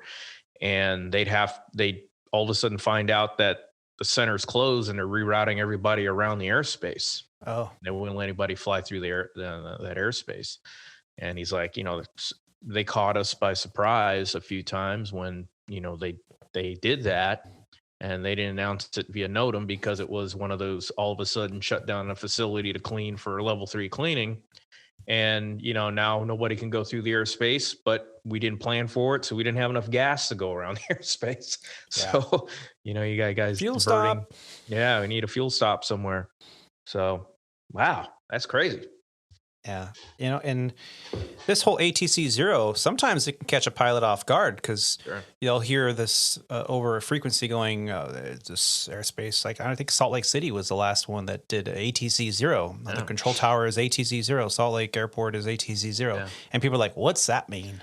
Yeah. It's not something you hear every day. And unless you experienced it at least once, I don't think that's something that we don't train for. Yeah. Also, the thing that made this particular event so important was that, a lot of people now know or have learned that DFW and also Charlotte are the two busiest airports in the country right now because of traffic, the amount of traffic that Legacy Airlines has been, going in and out of those airports. It's the busiest airports in operation, and all that stuff happens during the daytime when this ATC Zero event happened.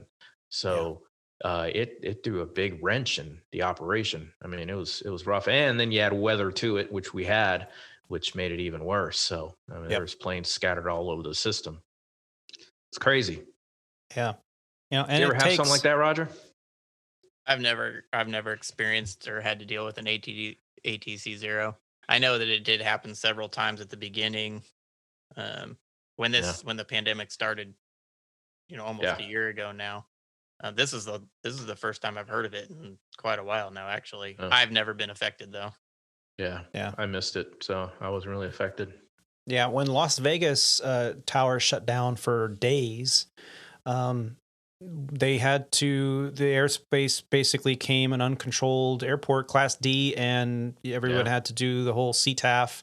I think they put a TFR over the airport at the time so that it kept all the VFR traffic out. I think that when the towers were closing, I think that approach control is able to take over some of a lot of the arriving and departing stuff, the tower IFR responsibilities, and so there's not quite as much issue. It's as it actually goes then you're working down to the tower. You can't really work up. You can't give a tower and say, hey, we need you to take over Dallas Center. Right. No, Fort they Worth don't have Center. they don't have the scopes for it. Yeah. There's just no way that can happen. And so for those larger facilities, especially to shut a whole one down, because those are huge facilities. Yeah. Well, what happening was the approach control would, you had your IFR flight plan, your squawk code. The approach control would say, okay, contact CTAF. So now you're doing position reports, your basic, GA stuff, no problem for a GA pilot. But when you're an airline pilot that's been flying on the line for 20, 30 years and you haven't had to fly VFR, we know fly you're VFR. Clueless. You're we are. What's we know CTAF? We don't. What am I supposed to do again? You forget everything you're supposed to say. We're in a Boeing. Something traffic. ATP maneuvers over Lake Cerny. I could see my house from here. So shenanigans. And the company had to send out emails reminding people where to look in our operations manual for the phonetic in our operations manual for the way to Las Vegas have a conversation. Traffic. This is Legacy flight 1, 2, 3. It's so frustrating to me that they actually have to tell us how to do that. We should know this stuff. Just reading it from the book. I got to tell you, this is kind of along the same lines. When we were at Sandpiper, I might have actually told this story in a podcast a long time ago. When we were at Sandpiper, I was at one point I was still living. I moved back to Phoenix and I was commuting to Dallas for work, and bad weather day. And this is also about the same time that Legacy just started flying the Airbus. So when I got the jump seat, it was bad weather day. Flights were delayed, canceled, oversold. So I was just happy to get on this flight in the jump seat. So the captain and the first officer had just come over to the bus from flying the 777. So they were always doing, like the Hong Kong runs and, Narita runs and all that stuff in the 777. And this is the first time in years that they had been doing any kind of domestic flying. And they were very new to the Airbus. I mean, very, very new to the Airbus. I mean, it was obvious they were, right out of IOE and and everything. So anyways, long story short, we're headed back to Dallas. Bad weather, they get issued a hold. Okay, the airplane goes into holding pattern, no problem. which was kind of an event because these guys both went, oh, hold, do you remember how to program it? I think so, let me see. So they went down there and got the plane in a hold. And then they figured out that they need to go to an alternate, and the alternate on paper was Oklahoma City. So the captain called the dispatcher and, talked to him and asked him about going to Oklahoma City. And he was like, no, don't go to Oklahoma City. They are overwhelmed right now. You can't go to Tulsa. What you need to do is divert into Wichita Falls in an Airbus. Well, Wichita Falls is closed on a Sunday night at like 8:00 at night. I mean, it's complete VFR, non-controlled airport, no nothing. So they did okay landing, getting in there. Obviously, the landing was fine, radio work and everything like that. But when they got on the ground and had to get the clearance to take off and head back to Dallas, they had no clue how to get the clearance. They were like, how do I get the clearance to get out of here? The tower's closed, ground's closed, no CPDLC, no PDC. He was clueless. I've been sitting there in the jump seat and kind of leaned over the shoulder. I was like, I can help you if you want. And he's like, I really do need the help. I haven't done this in forever. I've been flying to Hong Kong and everything is CPDLC and PDs. And he was serious and he was really, really desperate for, for the attention and the help. So, I leaned in. I said, "Hey, see that departure control frequency there?" He's like, "Yeah." Put that in the radio, give them a call, tell them who you are, where you are, and what you want. Who you is, where you at, what you want. So he's like, "Really? That's it?" I was like, "Yeah." And I said, "Well, what?" And then I told him, "Hey, now what he's going to give you is your clearance, but after the clearance, he's going to give you, a clearance void time. If you're not off at a certain time, he's going to give you a void time. So make sure you it's realistic for you guys, because he might give it to you in 10 minutes from now, or he may ask you to call him when you're number one at the runway, which is most likely what they're going to do." So yeah, that was an ATC Zero event basically for those guys, because they had no clue how to get out of the airport. Yeah. And so that was well, when you don't do it in a long time, or you don't do it every day, you can get rusty, and Roger jokes that us airline guys, but it's true. It's we don't do it every day. We used to, we no problem. I think Rob and I have a little bit of an unfair advantage when it comes to those kind of operations, because working for Sandpiper, there were a lot of airports that we went into regularly where the towers would close. They would close at 8 o'clock at night or 10 o'clock at night, and we'd land after that, and we'd had to cancel IFR on the ground with a departure controller, because that was the preferred method, not cancel in the air before you touch down. And sometimes it's like, oh crap, our radios don't reach departure. Now what do we do? Well, let's find the radio frequency for whatever something radio, and you'd contact them or call them on the phone and say, "Yeah, we're on the ground, we gotta cancel IFR." And you had to do that, but otherwise you get a phone call from dispatch going, "Yeah, the FA is looking for you. Can you explain yourself?" And there were a couple of guys that got in a little bit of hot water for that. So it's important to know that side of the operation, especially when you're on the line. But stuff. A lot of things have been affected by COVID, and the last kind of thing that we wanted to talk about is an event that happened on a United flight recently. I think it was back on December 17th or 18th. A man had passed away after having a medical emergency on a United flight. This is an article from abcnews.com. I'll put a link in the show notes. And before flying, as a passenger, you're supposed to fill out a form, either when you're checking in or at the physical airport, and you may or may not have to have a temperature taken, but you have to fill out a form indicating that you are COVID negative in terms of symptoms, that you have not tested positive, you don't have a fever, haven't had a fever, and you don't have any symptoms. And there's a long list, and you got to mark no. And I know landing in LA, there's an app. They make you scan a QR code at the gate as a passenger. And by the time you exit, you have to fill out this survey. And that's kind of their way of doing this contact tracing. Now, prior to departure, you have to do that in a lot of states as well. Well, according to this article, a United flight was diverted after a passenger suffered a medical emergency and died. United Flight 591 was diverted to New Orleans on Monday after a male passenger became ill. Paramedics transported the individual to a local hospital where he was pronounced deceased, the carrier said. According to the airline officials, the passenger's wife told an emergency medical technician that her husband had COVID-related symptoms. Officials have not confirmed if the man was positive for the virus. Well, we've now learned that he was. And what had happened was they had this incident in the air. The flight attendants sprung into action. They ended up doing CPR on this individual.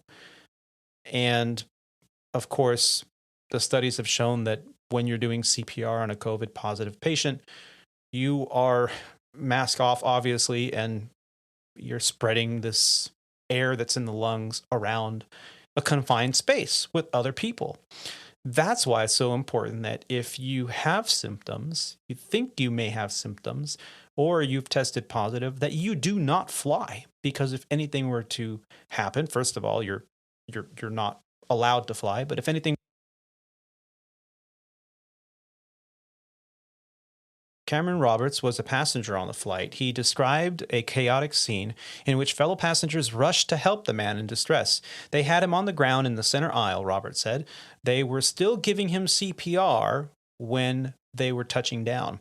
Roberts and his fiancée said passengers gave the man chest compressions and mouth-to-mouth, believing he was suffering from cardiac arrest.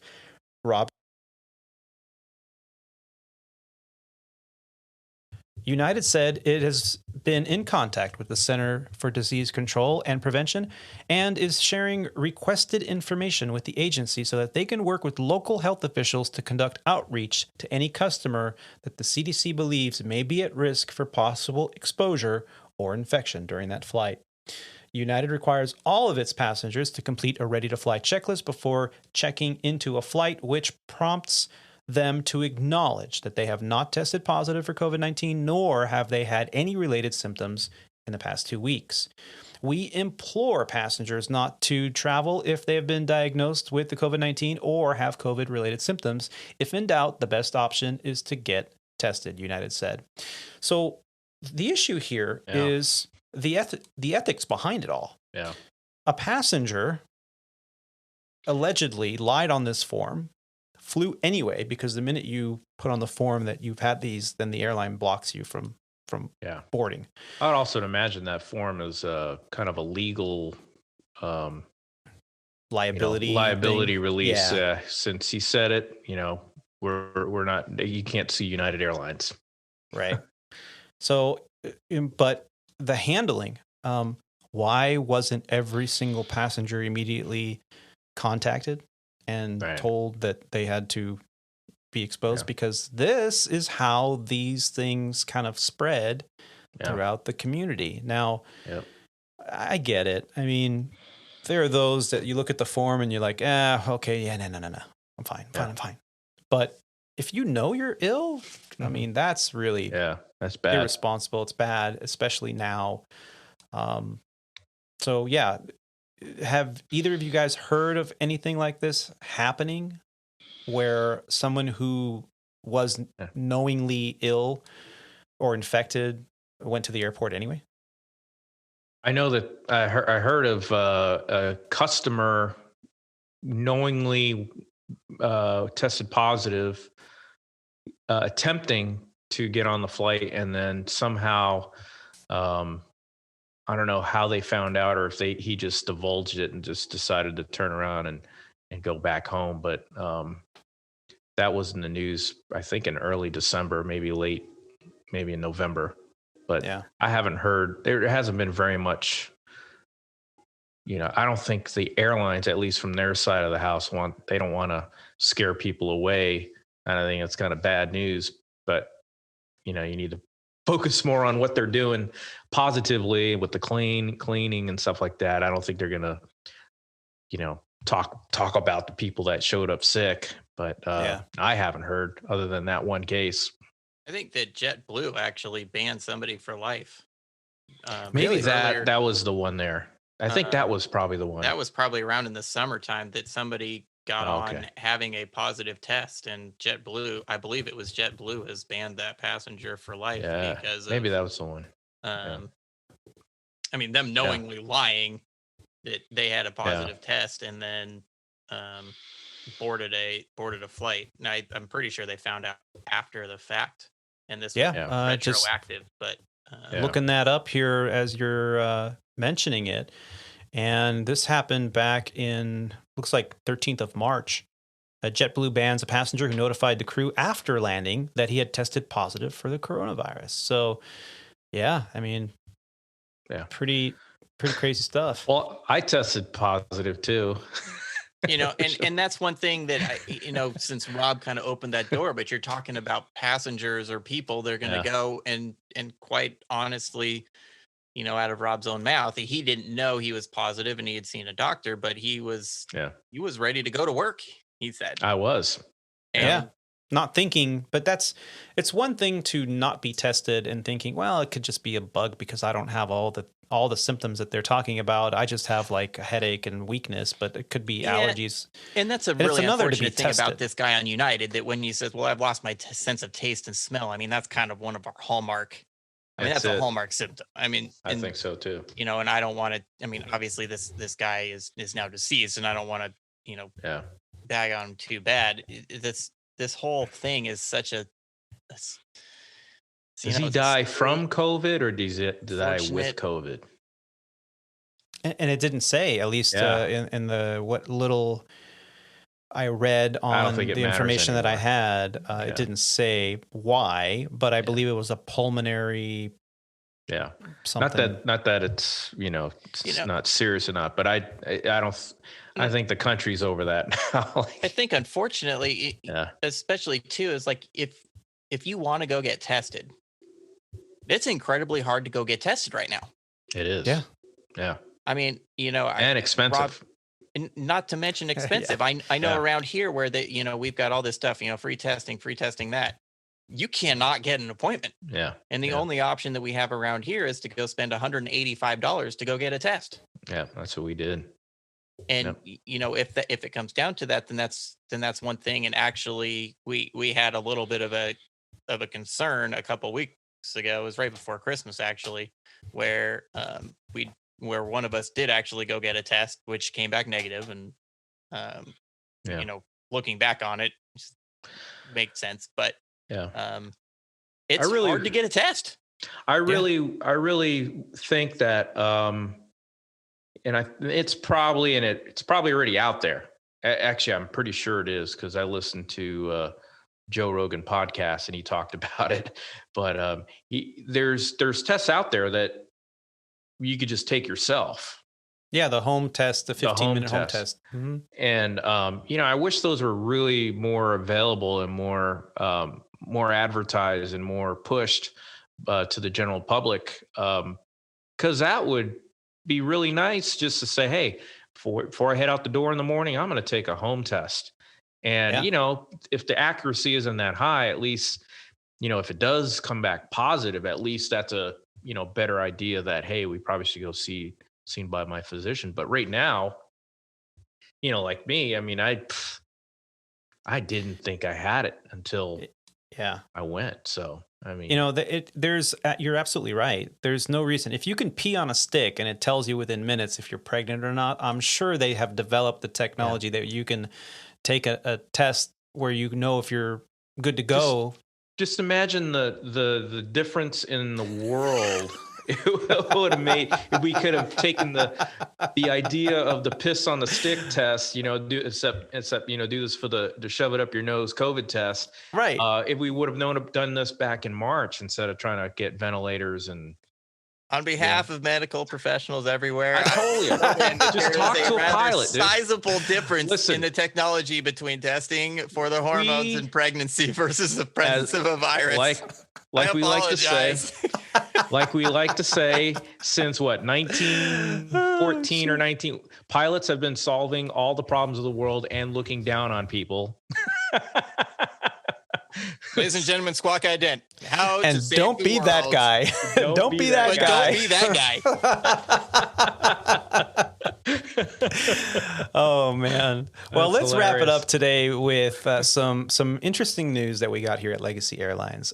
Recently, a news blast came out indicating that we were going to be training the way we do our continuing qualified training or continued qualification training. At Legacy, we're on what's called a 9-month cycle, right? So every 9 months, we have to go back to the training center and go through a day of ground school and a couple days of simulator training. And we get checked out and we have the gold seal of approval. We get the stamp on our record and we get to go back to the line and fly our regular flying. And for the next 9 months, we're good to go. And then we come back and we do the second part of that training cycle, which was the 18-month. So it's a A and B alternating training cycle. Well, the company has decided that they're changing the way they do things, more in line with some of the other operators in the U.S., and we're going to a 12-month training cycle. So what that involves is there's going to be an extra simulator in there where you're going to be incorporating both what we currently do at both the first 9-month cycle and the 18th month cycle. And we're going to put that all in one training cycle. So you're going every 12 months. And in every 12 months, you're going to do everything. Yep. Not part one time and the other part the other time to make a complete picture. So there are pros and cons to this. And I know both of you as instructors yourselves have some thoughts on this. Now, I kind of look at this and say, well, I don't mind it because I believe that's how we did it for my 13 years over at Sandpiper. That's how we did it. Yeah. Every 12 months. Now, I like actually going to the training center more often because I feel it just makes you more prepared, better suited for the non-normal procedures that may occur. So if you do a V1 cut every 9 months, I think you'll be better prepared for that scenario if it ever happens in your career. Then if you haven't done it for 12 months and you're due to go to training next month and all of a sudden it happens, you might be out of practice. So there's some pros and cons. Gentlemen, let's start with Roger. What are your thoughts on the 12-month cycle versus a 9-month cycle? I think that, if you're asking from an instructor standpoint and what you were just saying, I don't think that there's any doubt that going back for training more frequently is going to have you better prepared for the abnormal scenarios. That being said, why don't we make it a 6-month cycle? Why don't we make it a 3-month cycle? And like you were just motioning on screen, all that's going to come back down to money. If you can then go legally and turn your 9-month cycle into a 12-month cycle, that will then save you money. And the drawbacks to that in the real world, how often do you experience a V1 cut? Not all that often. And so from an operational standpoint, I guess it makes sense, nor would I, and it makes sense. And at the same time, I do not feel like this is going to, in your particular case, your airline's particular case, I do not feel at all one small iota that it's going to make your airline more unsafe simply because you guys are going to be going in 12-month cycles rather than 9 months. And so because of that, from a company standpoint and a monetary standpoint, I can definitely see why they would do that. Yeah. And Rob, what do you think?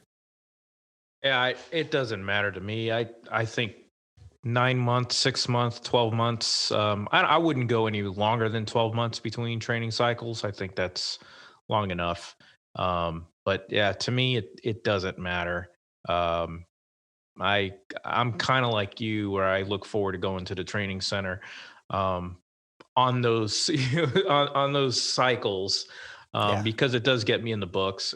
And when you get there, you are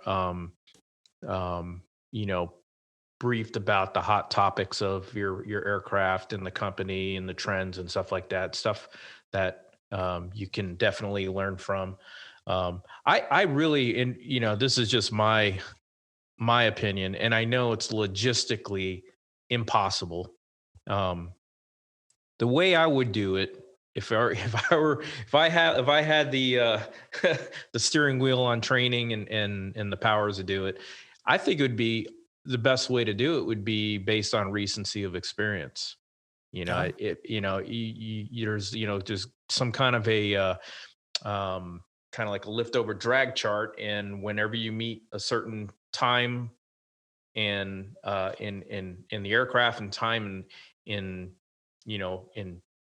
months or periods, then you have to go to training.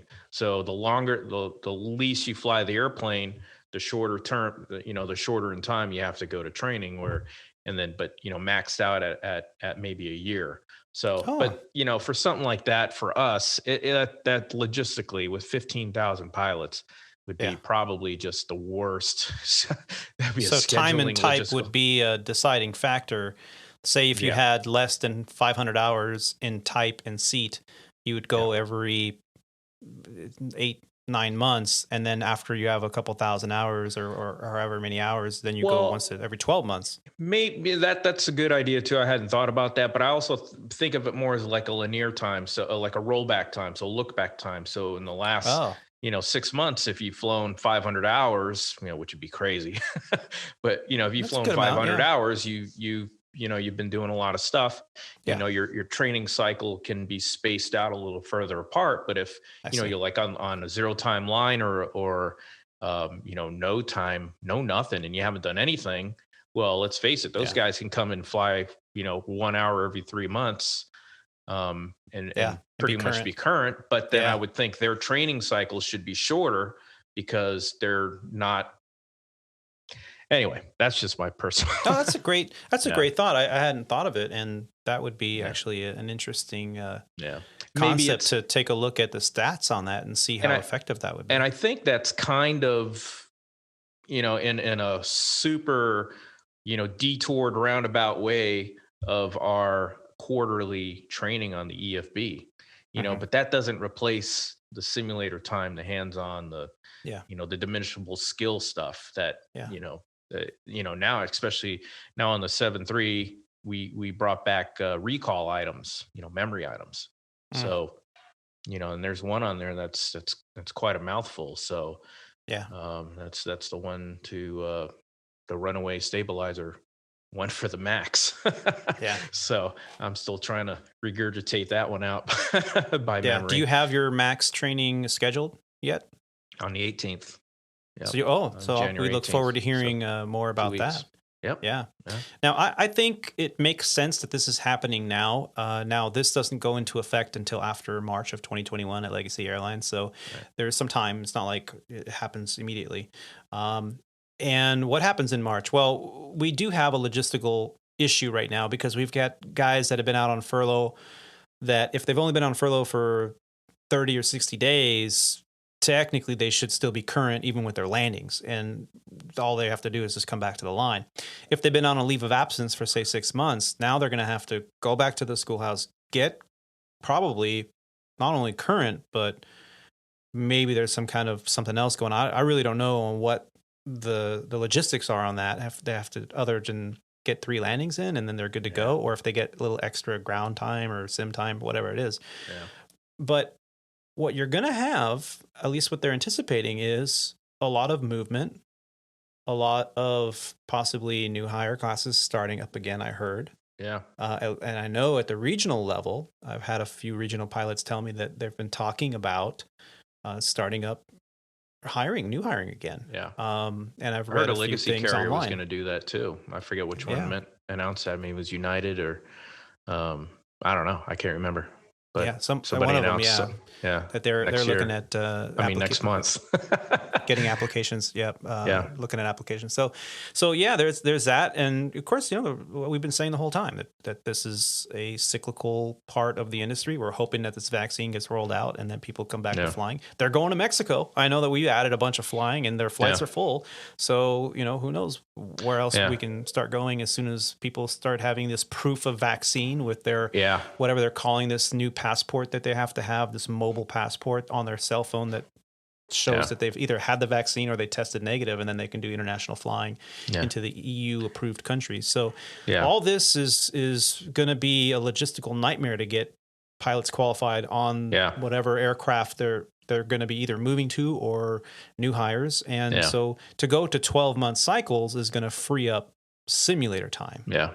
And a lot of people don't realize that to get the crews trained up again and qualified isn't just a flip of a switch. It's a logistically, scheduling wise, it takes months for that to happen, especially with recalls. They have to be in seniority order, and then you have to schedule them, bring them in, free up the sim times who are already maxed, pretty much maxed out because of the cycles we've had now with all these guys going through. So, it's a pretty big deal. But the good thing is, along those lines, is that companies have seen and reported an uptick in bookings for this year.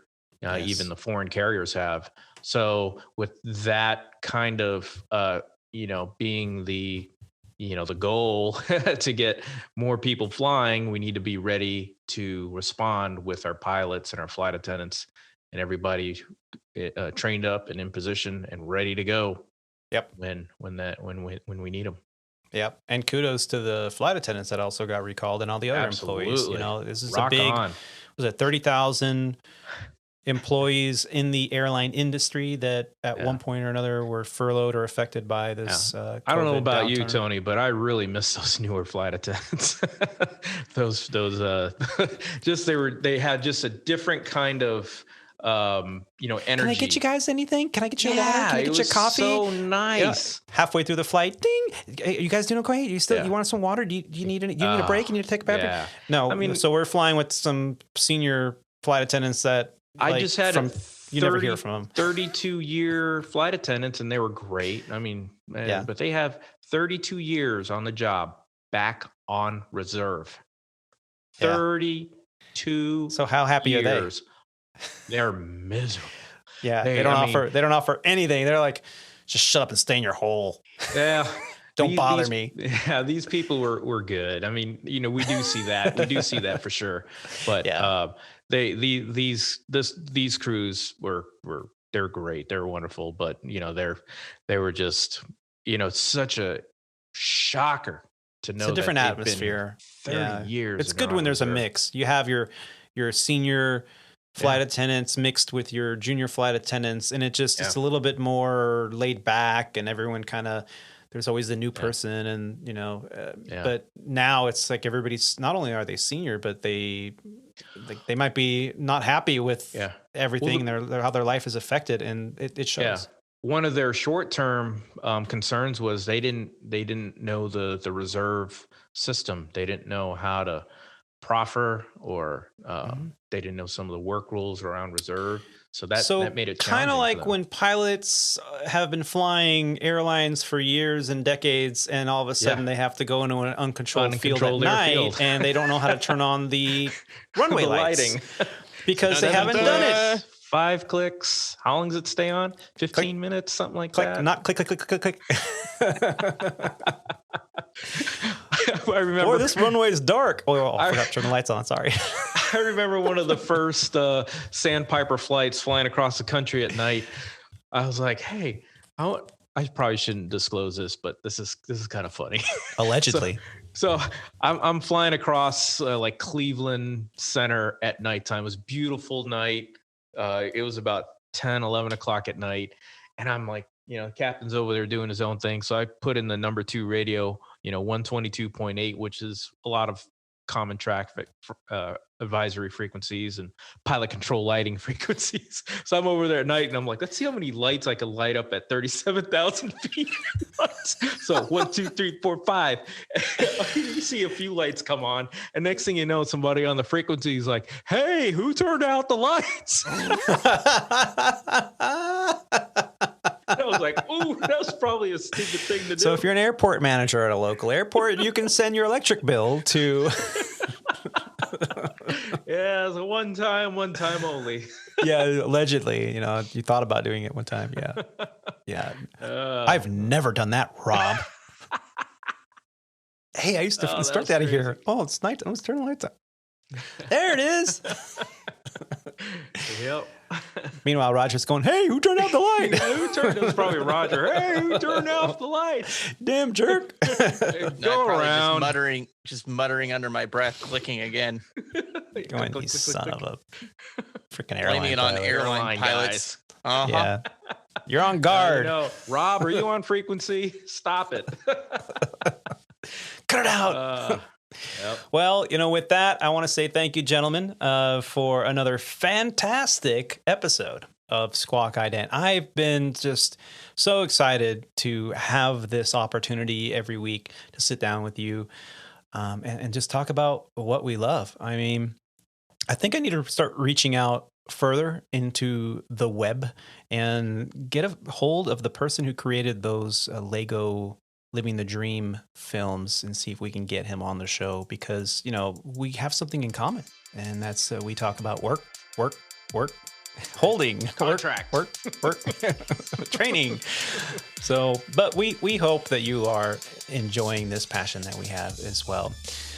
We here at Squawk Ident would like to encourage you to visit us on our website at www.aviatortony.com. That's Alpha Victor, the number 8, Romeo Tango Oscar November Yankee.com. There you can see right on the homepage what we're all about, our mission statement. You can see down there our links to the YouTube and all the other podcast players that you can find us on as well.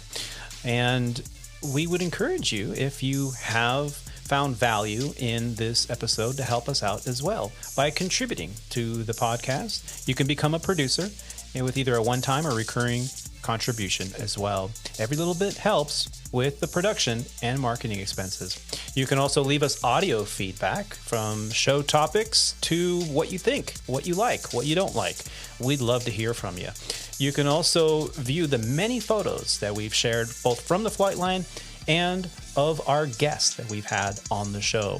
And we're also on social media. Facebook, Instagram, and YouTube users can find us under Squawk Ident Podcast.